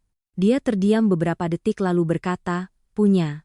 Hanya satu kata, tetapi kali ini saya lihat jelas dia tidak menghindar. Saya bertanya, "Masalah masa lalu, ya, Pak?" Dia mengangguk. Saya menarik napas, "Perlu saya bantu sesuatu?" Dia menoleh menatap saya, tatapannya kali ini sedikit berbeda. Bukan lagi hanya ketenangan, tetapi ada sedikit keseriusan. "Kamu tidak perlu melakukan apa-apa." Saya berkata, "Tapi jika terjadi sesuatu." Dia menggeleng, "Kamu urus saja keluargamu. Urusan Bapak, biar Bapak yang urus." Kalimat itu bukan penolakan, melainkan cara untuk menjaga jarak. Saya mengerti, tetapi entah kenapa hati saya tetap tidak tenang. Sore harinya saya ke rumah sakit. Larasati sudah mulai latihan duduk, dibantu oleh perawat. Melihat saya masuk, dia tersenyum, "Mas datang." Saya meletakkan tas bawaan. "Bagaimana perasaanmu?" "Sudah jauh lebih baik. Dokter bilang beberapa hari lagi bisa latihan jalan." Saya mengangguk. "Syukurlah." Dia menatap saya sejenak lalu bertanya, "Mas ada masalah, ya?" Saya sedikit terkejut. Kenapa tanya begitu? Dia tersenyum tipis. Kelihatan sekali dari wajah Mas. Dari pagi sampai sekarang tidak seperti biasanya. Saya duduk dan menceritakan tentang kedatangan Hartono yang mencari Pak Tirtayasa. Setelah selesai mendengar, Larasati terdiam sejenak lalu berkata, "Menurut Mas bagaimana?" Saya menghela napas. "Aku tidak tahu, tapi aku rasa masalah ini belum selesai." Dia mengangguk, aku juga berpikir begitu. Saya menatapnya, "Kamu takut?" Dia menggeleng, "Tidak. Tapi aku rasa kita harus hati-hati." Saya mengangguk. "Benar, bukan takut, tapi harus hati-hati." Larasati melanjutkan, "Mas jangan ikut campur terlalu dalam. Kita bantu sebisanya, tapi juga harus menjaga keluarga kita." Kalimat itu sangat realistis. Saya mengerti, tetapi juga tidak mudah. Karena sekali sudah terlibat, sulit untuk benar-benar berada di luar. Malam itu saya pulang ke warung, belum sempat membuka pintu, saya sudah melihat mobil yang tadi pagi terparkir di depan. Pak Hartono berdiri di sana. Bukan menunggu, melainkan sudah kembali. Saya mendekat. "Bapak mencari Pak Tirtayasa?" Dia mengangguk. "Beliau belum datang?" "Belum, Pak." Dia melihat jam tangannya. "Saya tunggu." Saya tidak berkata apa-apa lagi. Saya membuka pintu warung. Pak Hartono masuk, duduk di sebuah meja dekat pintu, tidak memesan apa-apa, hanya duduk. Suasana di warung tiba-tiba menjadi tegang. Beberapa saat kemudian, Pak Tirtayasa muncul, masih dengan langkah yang akrab, masih dengan tongkatnya. Tetapi kali ini, saat dia masuk, saya melihat matanya berhenti sejenak pada Pak Hartono, hanya sedetik. Lalu dia melangkah lagi, duduk di tempat biasanya seolah tidak terjadi apa-apa. Saya berdiri di tengah warung, merasa seperti berada di antara dua arus udara yang berbeda. Satu sisi adalah ketenangan, sisi lain adalah penantian. Pak Hartono berdiri, melangkah mendekat, berhenti di depan meja Pak Tirtayasa. Tanpa salam, tanpa basa-basi, hanya berkata, "Sudah lama." Pak Tirtayasa mengangkat kepala. "Iya." Pak Hartono menarik kursi dan duduk. Mereka berhadapan. Saya berdiri tidak jauh dari sana. Tidak berani mendekat tapi juga tidak bisa pergi. Pak Hartono berkata, "Saya tidak mudah menemukanmu." Pak Tirtayasa tersenyum tipis. "Mencari untuk apa?" Pak Hartono menatap lurus, "Kamu tahu alasannya." Pak Tirtayasa tidak menjawab, hanya mengambil sumpit dan makan. Caranya makan saat ini masih perlahan seperti biasa, tetapi atmosfer di sekitarnya benar-benar berbeda. Pak Hartono melanjutkan, "Masalah tahun itu, kamu pikir sudah selesai?" Pak Tirtayasa meletakkan sumpitnya, menatap Pak Hartono. "Kamu mau apa?" Pertanyaan itu langsung, tanpa berbelit-belit. Pak Hartono tersenyum tipis. "Saya tidak mau banyak, hanya saja ada hal-hal yang harus dibayar." Mendengar itu, hati saya mencelos. Tetapi Pak Tirtayasa masih tenang. Katakan dengan jelas. Pak Hartono mencondongkan tubuhnya. "Uang sejumlah itu tahun lalu, kamu pikir hilang begitu saja?" Saya terkejut. "Uang?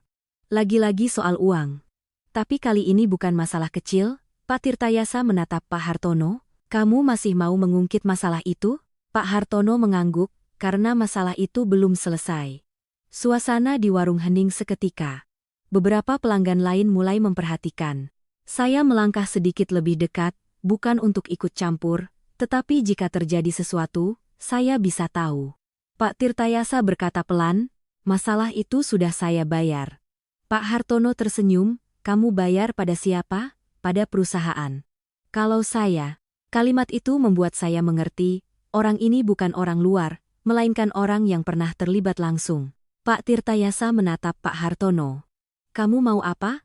Pak Hartono berkata terus terang, "Saya mau bagian saya." Saya berdiri di sana mendengar dan merasa tidak beres. Bukan karena uangnya, tetapi karena cara dia berbicara. Seolah dia menagih sesuatu yang belum tentu haknya. Pak Tirtayasa tidak langsung menjawab. Beberapa saat kemudian, dia berkata, "Kamu pikir saya masih punya sesuatu untuk dibayar?" Pak Hartono melihat sekeliling warung lalu tersenyum, "Kamu memang tidak punya, tapi orang lain punya." Saya tertegun. Saya tahu siapa yang dia maksud. Pak Tirtayasa juga mengerti. Tatapan matanya untuk pertama kalinya tidak lagi tenang. Dia berkata, suaranya memberat, "Jangan bawa-bawa orang lain." Pak Hartono mengangkat bahu, "Kalau begitu, kamu urus sendiri." Kalimat itu seperti sebuah peringatan. Tidak perlu dikatakan dengan jelas, tetapi semua orang mengerti. Saya maju selangkah, "Pak, ini urusan kalian berdua, tolong jangan pengaruhi keluarga saya." Pak Hartono menoleh menatap saya, tatapannya tidak marah, hanya dingin. "Saya belum melakukan apa-apa pada Anda." Saya menjaga suara saya tetap tenang, tapi Bapak baru saja mengatakannya. Pak Hartono tersenyum tipis, "Anda cepat tanggap juga." Saya tidak mundur, tidak juga maju, hanya berdiri di sana. Dia menatap saya beberapa detik lalu kembali berkata kepada Pak Tirtayasa, "Saya beri kamu waktu, tapi tidak lama." Dia berdiri dan berjalan keluar, mobil menyala dan pergi, meninggalkan keheningan yang sangat berat di dalam warung. Saya menoleh ke Pak Tirtayasa. Kali ini saya tidak melihat ketenangan lagi, melainkan sebuah kesuraman. Saya berbisik, "Pak." Dia mengangkat kepala, tatapannya kembali seperti semula, "Tidak apa-apa, hanya 2 kata." Tetapi saya tahu masalah ini tidak mungkin tidak apa-apa lagi. Dan saya mengerti, urusan lama yang dia sebut, telah benar-benar kembali. Setelah Pak Hartono pergi, warung nasi saya seolah diselimuti lapisan udara yang berat. Beberapa pelanggan yang duduk di dekatnya juga makan dengan cepat lalu pergi, ada yang sempat menoleh seolah ingin bertanya tetapi tidak jadi. Saya berdiri diam sejenak lalu menoleh ke arah Pak Tirtayasa. Dia masih duduk di sana, tidak tergesa-gesa, tidak panik, hanya saja tidak lagi sama seperti sebelumnya. Ketenangan yang biasa itu seolah tertutup oleh sesuatu yang lebih muram, lebih dalam. Saya menarik kursi dan duduk di hadapannya. "Pak." Dia mengangkat kepala. "Iya." Saya berkata terus terang. "Masalah ini tidak kecil, kan, Pak?" Dia menatap saya beberapa detik lalu mengangguk pelan, "Tidak kecil." Saya menarik napas. Apa yang akan dia lakukan? Dia tidak langsung menjawab. Dia mengambil gelas air, minum seteguk, lalu berkata, "Dia akan melakukan apa yang menurutnya benar." Jawaban itu membuat bulu kuduk saya merinding. "Kalau Bapak," dia menatap saya, "Bapak akan melakukan apa yang Bapak anggap perlu." Saya terdiam. 2 kalimat yang tidak jelas, tetapi cukup untuk membuat saya mengerti bahwa masalah ini tidak akan berhenti hanya pada sebuah percakapan. Saya berkata dengan nada pasti, "Pak, saya tidak ingin keluarga saya terseret." Dia mengangguk, "Bapak juga tidak mau." Tapi dia baru saja bilang, "Saya tahu." Dia memotong ucapan saya, tetapi suaranya tidak keras, hanya tegas. "Kamu tenang saja, Bapak tidak akan membiarkan itu terjadi." Saya menatapnya. Saya ingin percaya, tetapi saya juga tahu ada hal-hal yang tidak selalu berjalan sesuai keinginan. Saya berkata, "Bapak perlu bantuan saya?"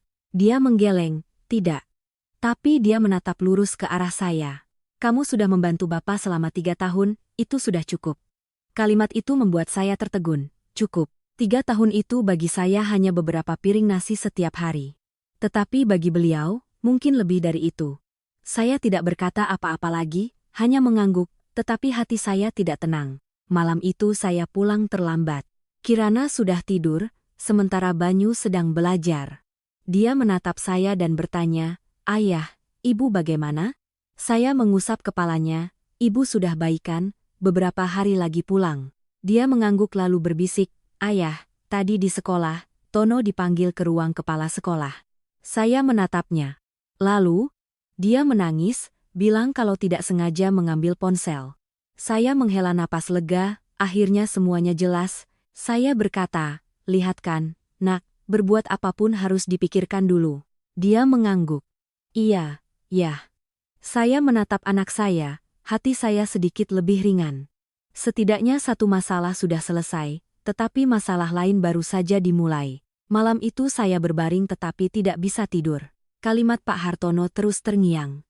"Kamu memang tidak punya, tapi orang lain punya." Siapa orang lain itu?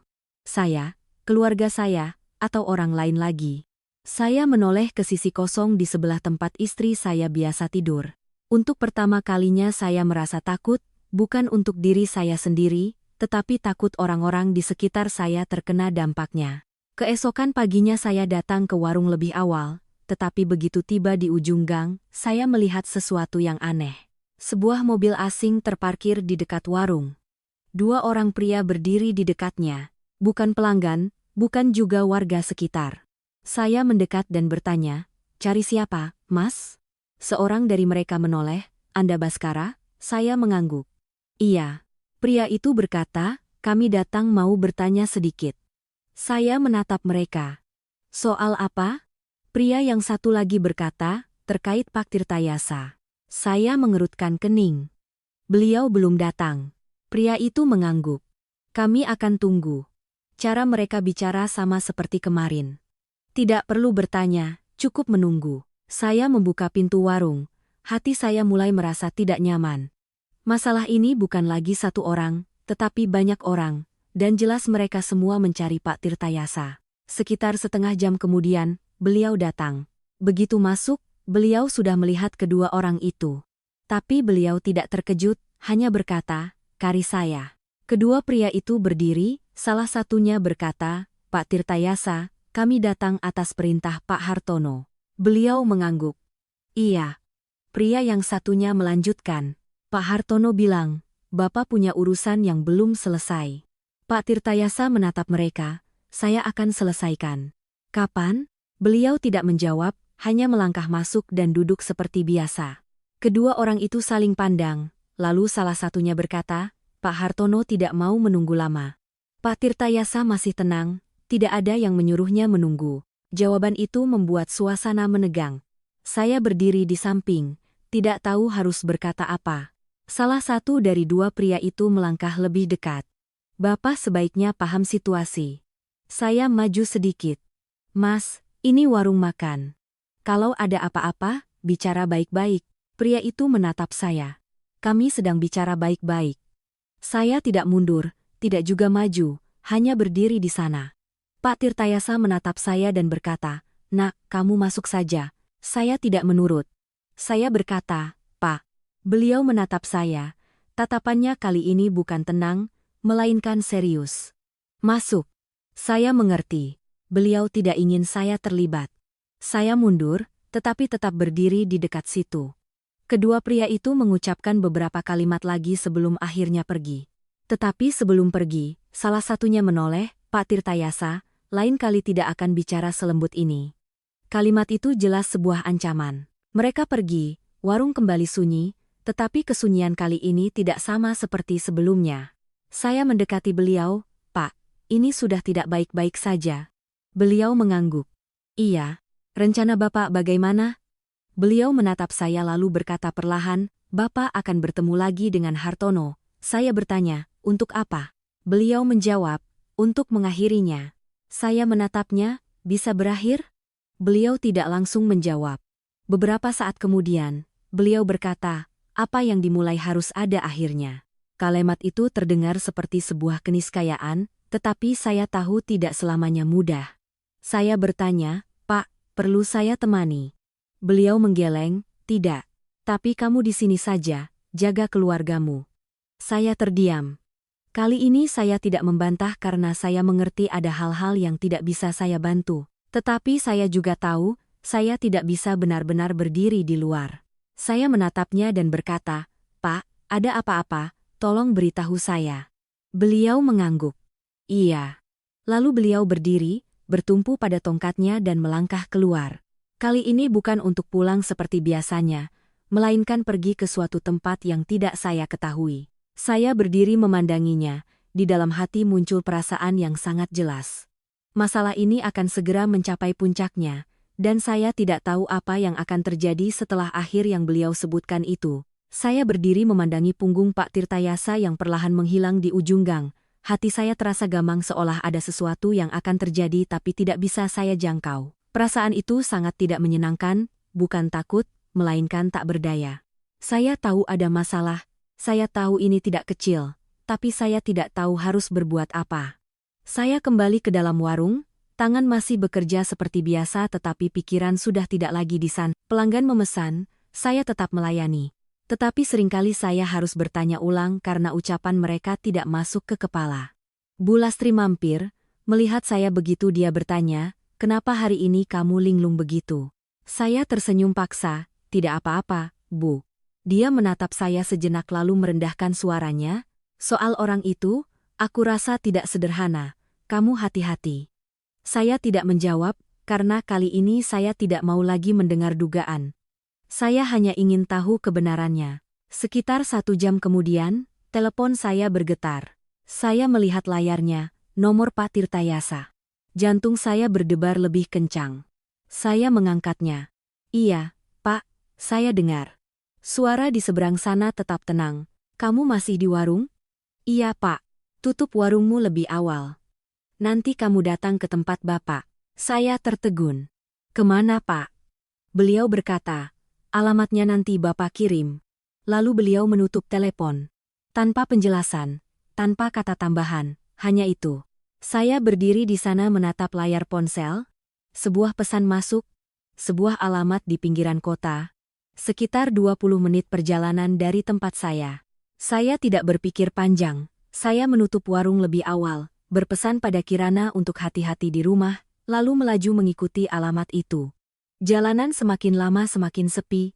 Dari jalan raya yang ramai, saya berbelok ke jalan-jalan yang lebih kecil, hingga tiba di sebuah kompleks perumahan tua yang jarang dilewati orang. Saya berhenti di depan sebuah rumah sederhana, gerbang besinya sudah tua, catnya mengelupas. Di luar tidak ada papan nama, hanya sebuah rumah biasa. Tapi entah kenapa jantung saya berdebar kencang. Saya mendorong gerbang dan masuk. Pintu rumah terbuka, di dalam ada cahaya lampu. Saya melangkah masuk dan memanggil pelan, Pak. Dari dalam rumah, suara Pak Tirtayasa terdengar. Masuk, nak. Saya melangkah ke dalam. Rumahnya tidak luas tapi rapi. Satu set meja kursi kayu, sebuah lemari tua, beberapa foto tergantung di dinding. Dan di tengah ruangan, Pak Tirtayasa sedang duduk berhadapan dengan Pak Hartono. Saya terpaku. Suasana di dalam ruangan lebih tegang dari yang saya bayangkan. Pak Hartono menoleh menatap saya. Sudah datang? Saya tidak menjawab, hanya menatap Pak Tirtayasa. Beliau mengangguk pelan. Duduklah. Saya menarik kursi dan duduk di sampingnya. Rasanya seperti baru saja memasuki sebuah percakapan yang isinya belum saya ketahui sepenuhnya. Pak Hartono berkata, saya tidak menyangka kamu akan memanggil orang lain. Pak Tirtayasa menjawab, bukan orang lain, dia orang yang terkait. Saya sedikit terkejut. Terkait? Sejak kapan saya terkait dengan masalah ini? Pak Hartono menatap saya sambil tersenyum tipis. Kalau begitu lebih baik. Ada saksi. Saya tidak berkata apa-apa, hanya duduk diam. Pak Tirtayasa menatap lurus ke arah Pak Hartono. Kamu mau apa? Katakan. Pak Hartono bersandar, suaranya perlahan, saya mau mengakhiri masalah ini, saya juga. Kalau begitu sederhana saja, kembalikan bagian saya. Saya mendengar dan merasa tidak beres, tapi kali ini saya tidak menyela, saya ingin mendengar sampai tuntas. Pak Tirtayasa berkata, bagianmu itu apa? Pak Hartono tersenyum, kamu tahu. Sebutkan. Pak Hartono mencondongkan tubuhnya, suaranya merendah, uang yang tahun itu kita kerjakan bersama. Saya terkejut, kerjakan bersama. Berarti Pak Hartono bukan korban, melainkan orang yang ikut terlibat. Pak Tirtayasa berkata, kamu juga ikut tanda tangan. Pak Hartono mengangguk, benar, tapi yang menanggung akibatnya kamu. Kalimat itu membuat saya mengerti, kedua orang ini pernah melakukan sesuatu bersama. Dan ketika terjadi masalah, hanya satu orang yang maju menanggungnya. Saya menatap Pak Tirtayasa. Beliau tidak bereaksi, hanya berkata, kamu mau aku kembalikan apa? Pak Hartono berkata terus terang. Setengah dari uang itu. Saya tidak tahan lagi. Pak, masalah itu kan sudah lewat. Beliau juga sudah menanggung hukumannya. Pak Hartono menoleh ke saya. Kamu pikir sesederhana itu? Saya berkata, setidaknya tidak seharusnya menagih dengan cara seperti ini. Pak Hartono tersenyum. Saya tidak menagih. Saya hanya mengambil kembali bagian saya. Saya hendak bicara lagi, tetapi Pak Tirtayasa mengangkat tangan. Biar Bapak saja. Saya terdiam. Beliau menatap Pak Hartono. Kamu tahu aku sudah tidak punya apa-apa. Pak Hartono mengangguk. Aku tahu. Lalu kamu mau apa? Pak Hartono menatap lurus. Aku mau kamu mengaku. Saya tertegun. Bukan uang, tapi pengakuan. Pak Tirtayasa bertanya. Mengaku apa? Bahwa tahun itu kamu tidak sepenuhnya bersih. Suasana di ruangan seolah membeku. Saya menatap Pak Tirtayasa. Beliau tidak menghindar, tidak marah, hanya diam. Beberapa saat kemudian, beliau berkata, "Aku tidak pernah bilang aku bersih." Pak Hartono tersenyum, "Tapi kamu juga tidak pernah bilang kamu ikut andil." Saya mulai mengerti, ini bukan hanya soal uang, tetapi sebuah kebenaran, sesuatu yang tidak pernah diungkapkan. Pak Tirtayasa berkata pelan, "Aku yang tanda tangan, aku yang tanggung, itu bagianku." Pak Hartono menggeleng, "Tidak cukup. Lalu kamu mau apa lagi?" Pak Hartono menatap saya lalu berkata, "Aku mau kamu bicara jujur di depan orang lain." Saya merasa baru saja ditarik lebih dalam. Dia ingin Pak Tirtayasa mengungkapkan kebenaran di depan saya. Pak Tirtayasa menatap saya. Tatapannya kali ini bukan lagi hanya tenang, melainkan ada sesuatu yang berat. Beliau berkata, "Kamu mau dengar?" Saya terdiam beberapa detik lalu mengangguk. "Iya, Pak. Saya ingin mengerti." Beliau mengangguk lalu menoleh ke Pak Hartono. "Baik. Aku akan bicara." Seluruh ruangan hening. Pak Tirtayasa berkata, suaranya pelan tapi jelas. "Tahun itu, aku tahu masalahnya. Saya merasa seperti ada yang memukul dada saya." Beliau tahu. Beliau melanjutkan, "Aku tidak melakukannya, tapi aku tahu." Pak Hartono mengangguk. "Akhirnya kamu bicara juga." Saya menatap Pak Tirtayasa. "Pak, Bapak tahu tapi..." Beliau menatap saya, "Bapak diam." Kalimat itu membuat saya tercekat. Beliau melanjutkan, "Karena Bapak pikir masalahnya tidak akan sejauh ini." Saya mengerti. Ada kalanya kita melihat kesalahan tapi memilih diam, karena berpikir akan baik-baik saja, tapi kemudian segalanya berjalan lebih jauh dari perkiraan. "Itu kesalahan Bapak," kata beliau. Pak Hartono menatapnya, "Akhirnya kamu mengaku juga?" Pak Tirtayasa mengangguk. "Iya." Tanpa membantah, tanpa menyangkal, hanya menerima. Saya duduk di sana, hati saya terasa berat. Bukan karena kecewa, tetapi karena saya melihat satu hal dengan jelas.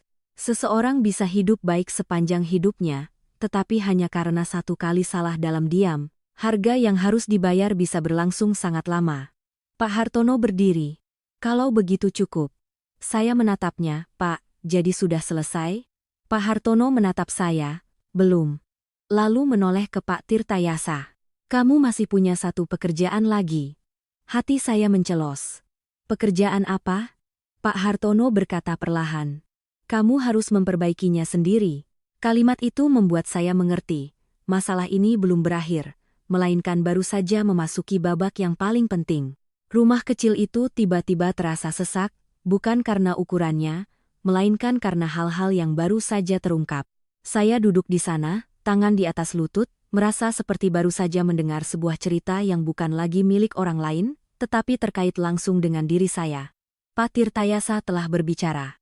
Tidak menghindar, tidak membela diri, hanya mengatakan satu hal, beliau tahu, dan beliau diam. Keheningan itulah yang membuat masalah ini berlarut-larut hingga hari ini. Pak Hartono berdiri, berjalan beberapa langkah di dalam ruangan, lalu berbalik.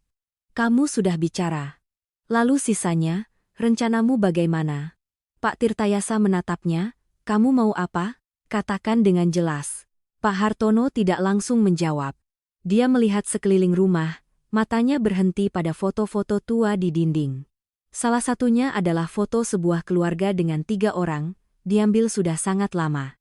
Seorang pria muda, seorang wanita, dan seorang anak kecil. Saya menduga itu adalah keluarga Pak Tirtayasa di masa lalu. Pak Hartono memandanginya sejenak lalu berbalik. "Saya tidak butuh uang." Saya sedikit terkejut, tidak butuh uang. Lalu apa yang dia inginkan? Dia melanjutkan, "Saya butuh kamu melakukan hal yang benar." Pak Tirtayasa bertanya, "Melakukan apa?" Pak Hartono berkata perlahan, setiap katanya jelas. "Kamu harus maju dan menceritakan kembali kebenarannya." Saya melihat kedua orang itu. Kebenaran sudah diceritakan, tetapi jelas Pak Hartono tidak ingin berhenti di situ. Dia melanjutkan, "Bukan cerita pada saya, tapi pada orang-orang yang terkait." Saya mulai mengerti. Orang-orang yang terkait adalah perusahaan lama, orang-orang yang dulu terkena dampak, dan seluruh masa lalu yang telah coba ditutup oleh Pak Tirtayasa. Pak Tirtayasa menatap Pak Hartono, "Kamu ingin aku kembali ke sana?" Pak Hartono mengangguk, "Benar. Setelah bertahun-tahun, ini harus dilakukan." Suasana di ruangan semakin berat. Saya menatap Pak Tirtayasa. Kali ini beliau tidak langsung menjawab. Beliau menunduk sedikit, kedua tangan bertumpu pada tongkatnya. Seseorang yang pernah kehilangan segalanya, sekarang harus kembali ke tempat yang membuatnya kehilangan segalanya. Tidak semua orang bisa melakukannya. Saya berbisik. Pak. Beliau mengangkat kepala menatap saya. Saya tidak tahu harus berkata apa, hanya merasa kasihan. Beliau kembali menatap Pak Hartono. Jika aku melakukan itu, apa untungnya bagimu? Pak Hartono tidak menghindar. Aku tidak butuh untung apa-apa. Lalu kenapa? Pak Hartono terdiam beberapa detik lalu berkata, karena aku juga telah diam. Kalimat itu membuat saya tertegun. Dia melanjutkan, tahun itu, bukan hanya kamu yang salah. Saya menatap Pak Hartono. Untuk pertama kalinya saya melihatnya bukan lagi sebagai penagih, melainkan sebagai seseorang yang juga membawa beban. Dia berkata, aku diam karena aku takut. Takut kehilangan pekerjaan, takut kehilangan harga diri. Dia menatap lurus ke arah Pak Tirtayasa. Sedangkan kamu diam karena berpikir semuanya akan berlalu. Dua orang, dua alasan, tetapi hasilnya sama. Sebuah kebenaran yang disembunyikan dan harga yang harus dibayar selama bertahun-tahun. Saya duduk di sana tanpa berkata apa-apa karena saya mengerti ini bukan lagi soal benar atau salah, melainkan soal berani menghadapi atau tidak. Pak Tirtayasa berkata pelan. Kamu ingin aku kembali bersamamu? Pak Hartono mengangguk. Iya. Untuk apa? Untuk bicara lagi? Untuk memperbaiki? Saya bertanya. Setelah itu bagaimana? Pak Hartono menatap saya, setelah itu, siapa menanggung apa, ya ditanggung. Kalimat itu tegas, tanpa menghindar, tanpa janji, hanya menghadapi. Saya menoleh ke Pak Tirtayasa, Pak, Bapak mau melakukannya. Beliau menatap saya, matanya kali ini tidak lagi ragu, hanya berat. Bapak tidak tahu. Saya mengerti. Bukan beliau tidak mau, tetapi keputusan itu terlalu besar. Tidak hanya memengaruhi beliau, tetapi juga bisa menyeret banyak hal lain. Saya berkata, Pak, kalau Bapak tidak melakukannya, bagaimana? Pak Hartono yang menjawab, maka aku yang akan melakukannya. Saya menoleh. Bapak akan melakukan apa? Dia berkata, aku akan bicara. Saya mengerti. Jika Pak Tirtayasa tidak maju, maka Pak Hartono yang akan bicara, dan saat itu, segalanya tidak akan lagi berada di tangan beliau. Ruangan kembali hening. Hanya ada suara kipas angin berputar pelan. Beberapa saat kemudian, Pak Tirtayasa menghela napas. Bukan napas lelah, melainkan napas seseorang yang bersiap mengambil keputusan. Beliau berkata, beri aku waktu. Pak Hartono mengangguk. 3 hari. Terlalu singkat, tidak. Sudah 30 tahun. Kalimat itu membuat saya bergidik. 30 tahun. Sebuah keheningan yang berlangsung selama 30 tahun. Sekarang harus diakhiri dalam 3 hari. Pak Tirtayasa mengangguk. Baik. Pak Hartono menatapnya sejenak lalu menoleh ke saya, Pak Baskara. Saya menjawab, iya. Anda orang luar, tapi sekarang Anda juga orang dalam. Saya tidak sepenuhnya mengerti, tapi saya tahu mulai saat ini saya tidak bisa lagi berdiri di luar. Pak Hartono melanjutkan, bantu beliau untuk tetap tenang. Saya mengangguk. Iya, Pak. Dia tidak berkata apa-apa lagi. Hanya berbalik dan melangkah keluar. Pintu tertutup. Rumah itu kini hanya menyisakan saya dan Pak Tirtayasa. Suasananya kini lebih ringan, tetapi berat di sisi lain. Saya menoleh padanya, Pak. Beliau menatap saya. Iya. Bapak benar-benar akan melakukannya. Beliau tidak langsung menjawab. Beberapa saat kemudian, beliau bertanya, menurutmu, apakah Bapak harus melakukannya? Saya terdiam. Pertanyaan itu tidak mudah. Jika saya bilang harus, berarti mendorongnya ke dalam situasi sulit. Jika saya bilang tidak, berarti membiarkannya terus membawa sesuatu yang belum selesai. Saya berpikir sejenak lalu berkata jujur, saya pikir, Bapak harus melakukannya. Beliau menatap saya. Kenapa? Karena Bapak sudah bilang tadi. Bapak tahu, dan Bapak diam. Beliau tidak bereaksi. Saya melanjutkan. Beban itu sudah Bapak bawa selama 30 tahun. Kalau tidak diungkapkan, saya rasa Bapak juga tidak akan tenang. Beliau menunduk. Saya berkata pelan. Soal nanti bagaimana, biar nanti. Setidaknya Bapak tidak lagi menyimpannya sendiri. Beliau terdiam sangat lama. Saya tidak bicara lagi, hanya duduk di sana. Beberapa saat kemudian, beliau mengangkat kepala, tatapannya sangat berbeda. Lebih ringan, lebih jelas. Beliau berkata, "Kamu benar." Saya menghela napas lega. Beliau melanjutkan, "Bapak tidak takut kehilangan apa-apa lagi, karena Bapak sudah tidak punya apa-apa untuk hilang." Kalimat itu membuat saya merasa sesak. Seseorang yang mengucapkan kalimat itu bukan karena kuat, tetapi karena telah melalui terlalu banyak hal. Beliau berdiri, bertumpu pada tongkatnya dan berjalan pelan ke pintu. Saya ikut berdiri. "Bapak mau kemana?" Beliau berbalik. "Pulang. Saya antar." "Pak." Beliau menggeleng, "Bapak bisa jalan sendiri." Saya tidak membantah, hanya mengikutinya sampai ke gerbang. Beliau melangkah keluar, berhenti sejenak lalu berkata, "3 hari lagi, kamu temani Bapak." Saya mengangguk. "Iya, Pak." Beliau pergi. Punggungnya yang berjalan pelan tidak lagi terlihat seberat sebelumnya. Saya berdiri memandanginya, hati saya tidak lagi bingung, melainkan muncul perasaan yang sangat jelas. 3 hari ke depan akan menjadi saat di mana segalanya diungkapkan, dan juga saat di mana segalanya ditutup. 3 hari berlalu lebih lambat dari yang saya kira. Bukan karena banyak hal terjadi, melainkan karena di dalam hati saya selalu ada penantian, sebuah janji, sebuah akhir. Hari pertama, saya hampir tidak bisa fokus bekerja. Warung tetap buka, pelanggan tetap datang. Saya tetap tersenyum dan berbicara, tetapi pikiran saya terus kembali pada ucapan Pak Tirtayasa. 3 hari lagi, kamu temani Bapak. Hari kedua, saya ke rumah sakit. Larasati sudah bisa latihan berdiri dibantu oleh perawat. Melihatnya melangkah perlahan, meskipun masih sakit tetapi tetap berusaha, hati saya sedikit lebih tenang. Dia menatap saya dan bertanya, "Sudah 3 hari, kan, Mas?" Saya mengangguk. "Iya." "Beliau ada bilang apa-apa lagi?" "Tidak. Tapi besok aku akan pergi menemaninya." Larasati terdiam sejenak lalu berkata, "Pergilah, Mas." Saya menatapnya. "Kamu tidak khawatir?" Dia tersenyum tipis, "Khawatir, tentu. Tapi aku pikir masalah ini harus selesai." Saya mengangguk. Benar. Bukan hanya untuk Pak Tirtayasa, tetapi untuk semua yang terlibat. Hari ketiga, saya bangun lebih pagi dari biasanya. Bukan untuk membuka warung, melainkan untuk bersiap melakukan sesuatu yang saya tahu tidak akan ringan. Saya berpesan pada Kirana di rumah, menitipkannya pada Bu Lastri, lalu saya melaju ke warung. Pak Tirtayasa sudah duduk di sana seperti biasa. Tetapi hari ini beliau mengenakan pakaian yang berbeda.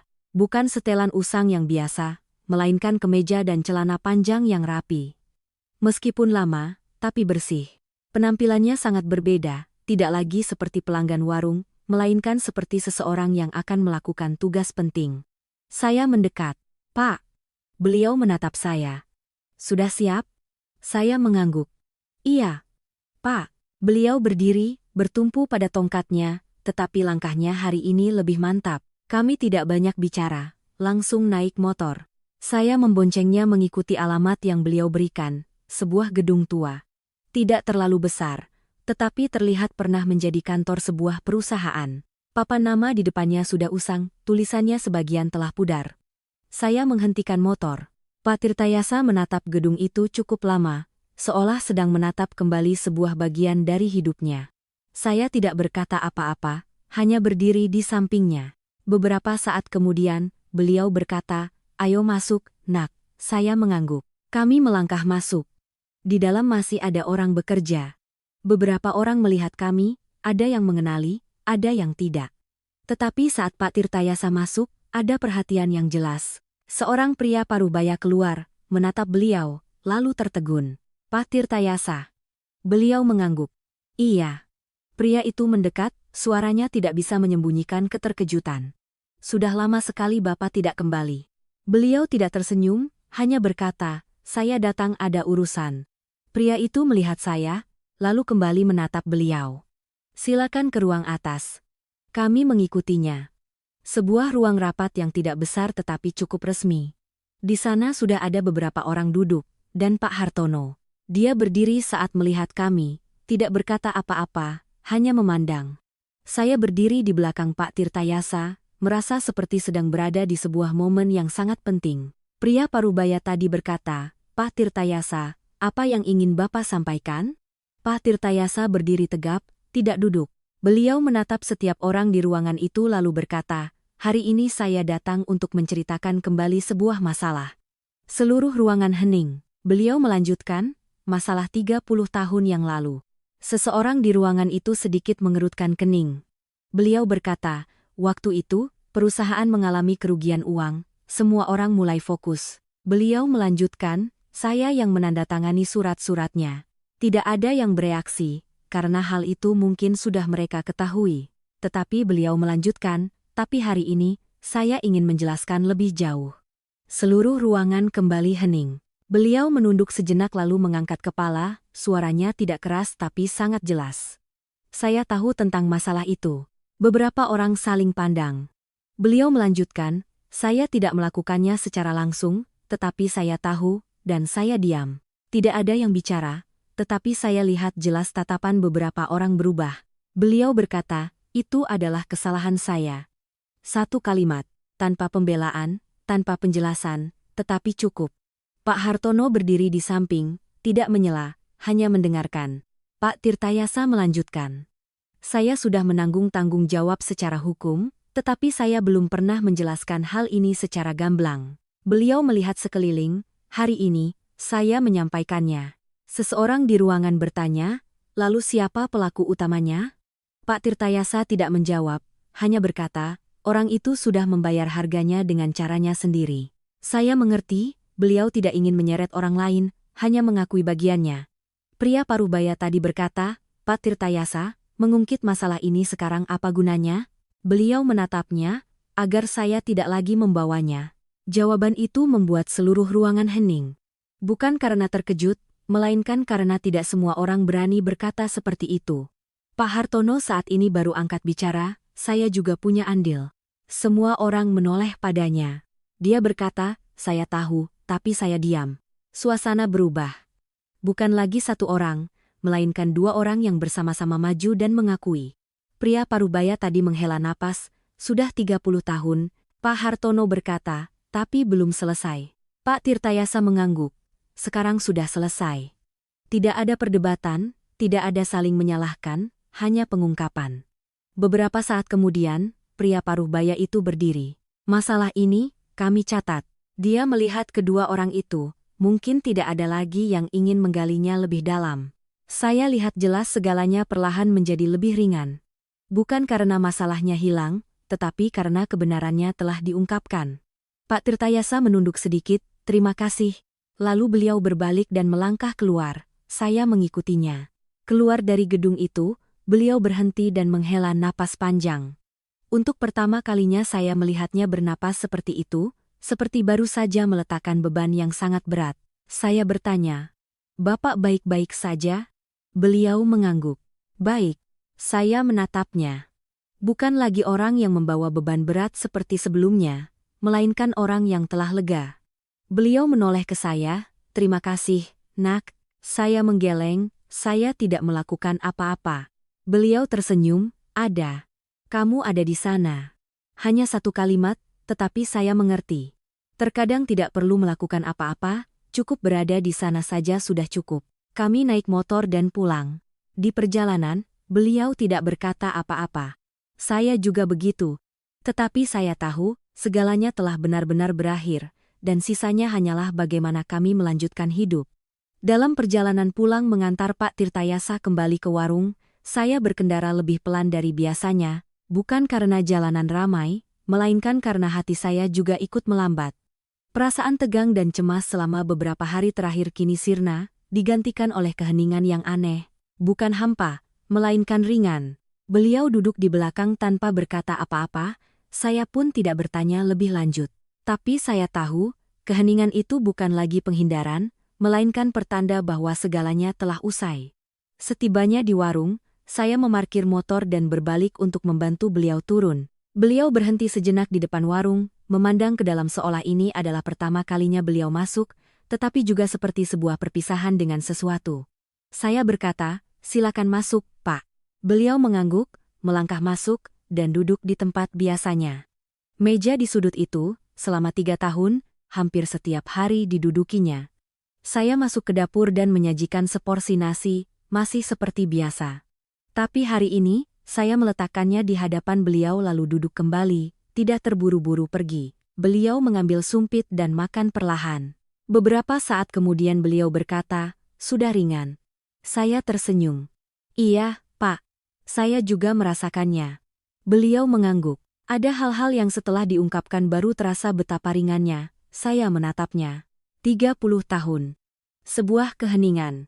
Sebuah kesalahan yang bukan karena perbuatan, melainkan karena tidak mencegah. Dan hari ini, hanya dengan satu pertemuan, segalanya tertutup. Bukan menghapus masa lalu, melainkan tidak lagi terbelenggu olehnya.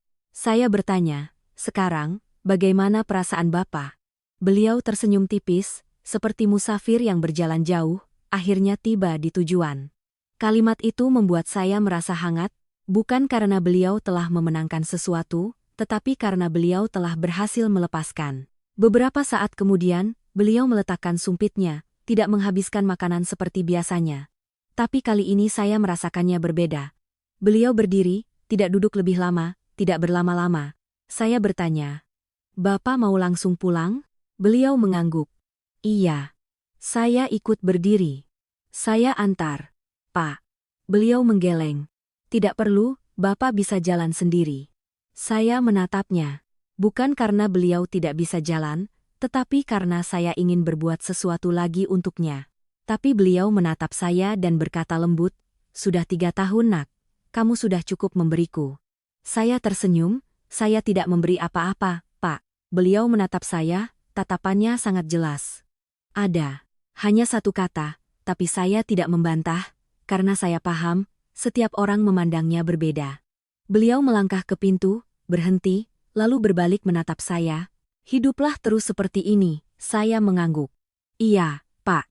Beliau melanjutkan, "Jangan karena melihat masalah yang rumit, lalu kamu berubah." Saya mengerti. Jika 3 tahun lalu saya banyak berpikir, banyak berhitung, mungkin tidak akan ada hari ini. Beliau tersenyum tipis, "Ada hal-hal yang tidak perlu dipahami sepenuhnya, cukup dilakukan dengan benar." Saya berdiri di sana tanpa berkata apa-apa lagi. Beliau berbalik, bertumpu pada tongkatnya dan melangkah pergi. Kali ini saya tidak memanggilnya, tidak mengejarnya, hanya berdiri memandang hingga punggungnya benar-benar hilang. Bukan karena beliau pergi selamanya, melainkan karena saya tahu, bagian perjalanannya bersama saya telah selesai. Hari-hari berikutnya, segalanya kembali normal, warung tetap buka, pelanggan tetap datang. Tetapi pandangan orang-orang di lingkungan sudah berbeda. Bukan lagi pandangan sinis, si Baskara memelihara orang numpang makan, melainkan sedikit rasa hormat, sedikit perenungan. Bu Lastri mampir, sambil makan dia berkata, "Sepertinya aku salah bicara dulu." Saya tersenyum. "Soal apa, Bu?" Dia mengibaskan tangan, "Ya soal Bapak itu. Tidak semua orang seperti yang kita kira." Saya mengangguk. "Iya, Bu. Tidak perlu banyak kata, itu saja sudah cukup." Tetangga lain juga mampir, duduk, dan berkata, "Mungkin kita harus melihat lagi cara kita memperlakukan orang lain." Saya tersenyum. Iya. Kalimat-kalimat itu tidak keras, tapi saya tahu itu akan tinggal di benak mereka, sama seperti cerita ini yang akan tinggal di dalam diri saya. Seminggu kemudian, Larasati keluar dari rumah sakit. Saya menjemputnya pulang.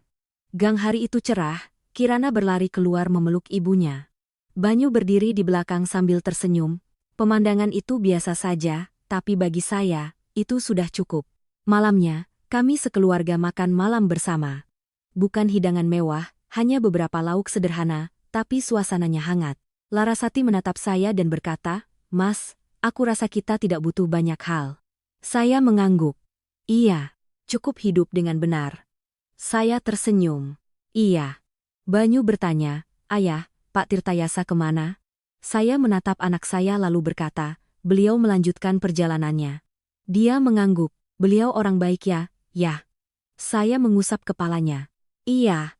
Tapi kamu harus ingat, tidak semua orang baik menunjukkannya." Dia tersenyum. Banyu mengerti. Saya menatapnya.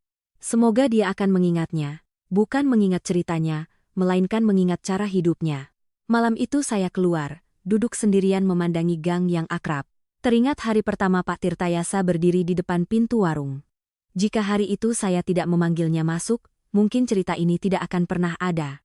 Tapi jika hari ini saya bertanya pada diri sendiri apakah akan melakukannya lagi, jawabannya tetap sama, iya. Bukan karena saya tahu hasilnya, melainkan karena ada hal-hal yang memang seharusnya dilakukan, terlepas dari apapun hasilnya nanti.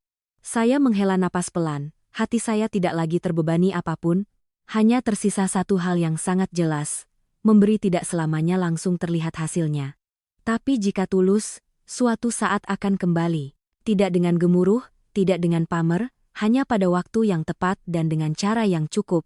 Terima kasih telah mendengarkan cerita hari ini di kanal Radio Kisah Senja. Jika Anda memiliki pemikiran atau perasaan setelah mendengar cerita ini, jangan ragu untuk berbagi di kolom komentar agar kita bisa berdiskusi bersama. Jika merasa cerita ini bermakna, Anda bisa berlangganan kanal ini untuk mengikuti lebih banyak cerita kehidupan sehari-hari yang ringan namun syarat makna seperti ini.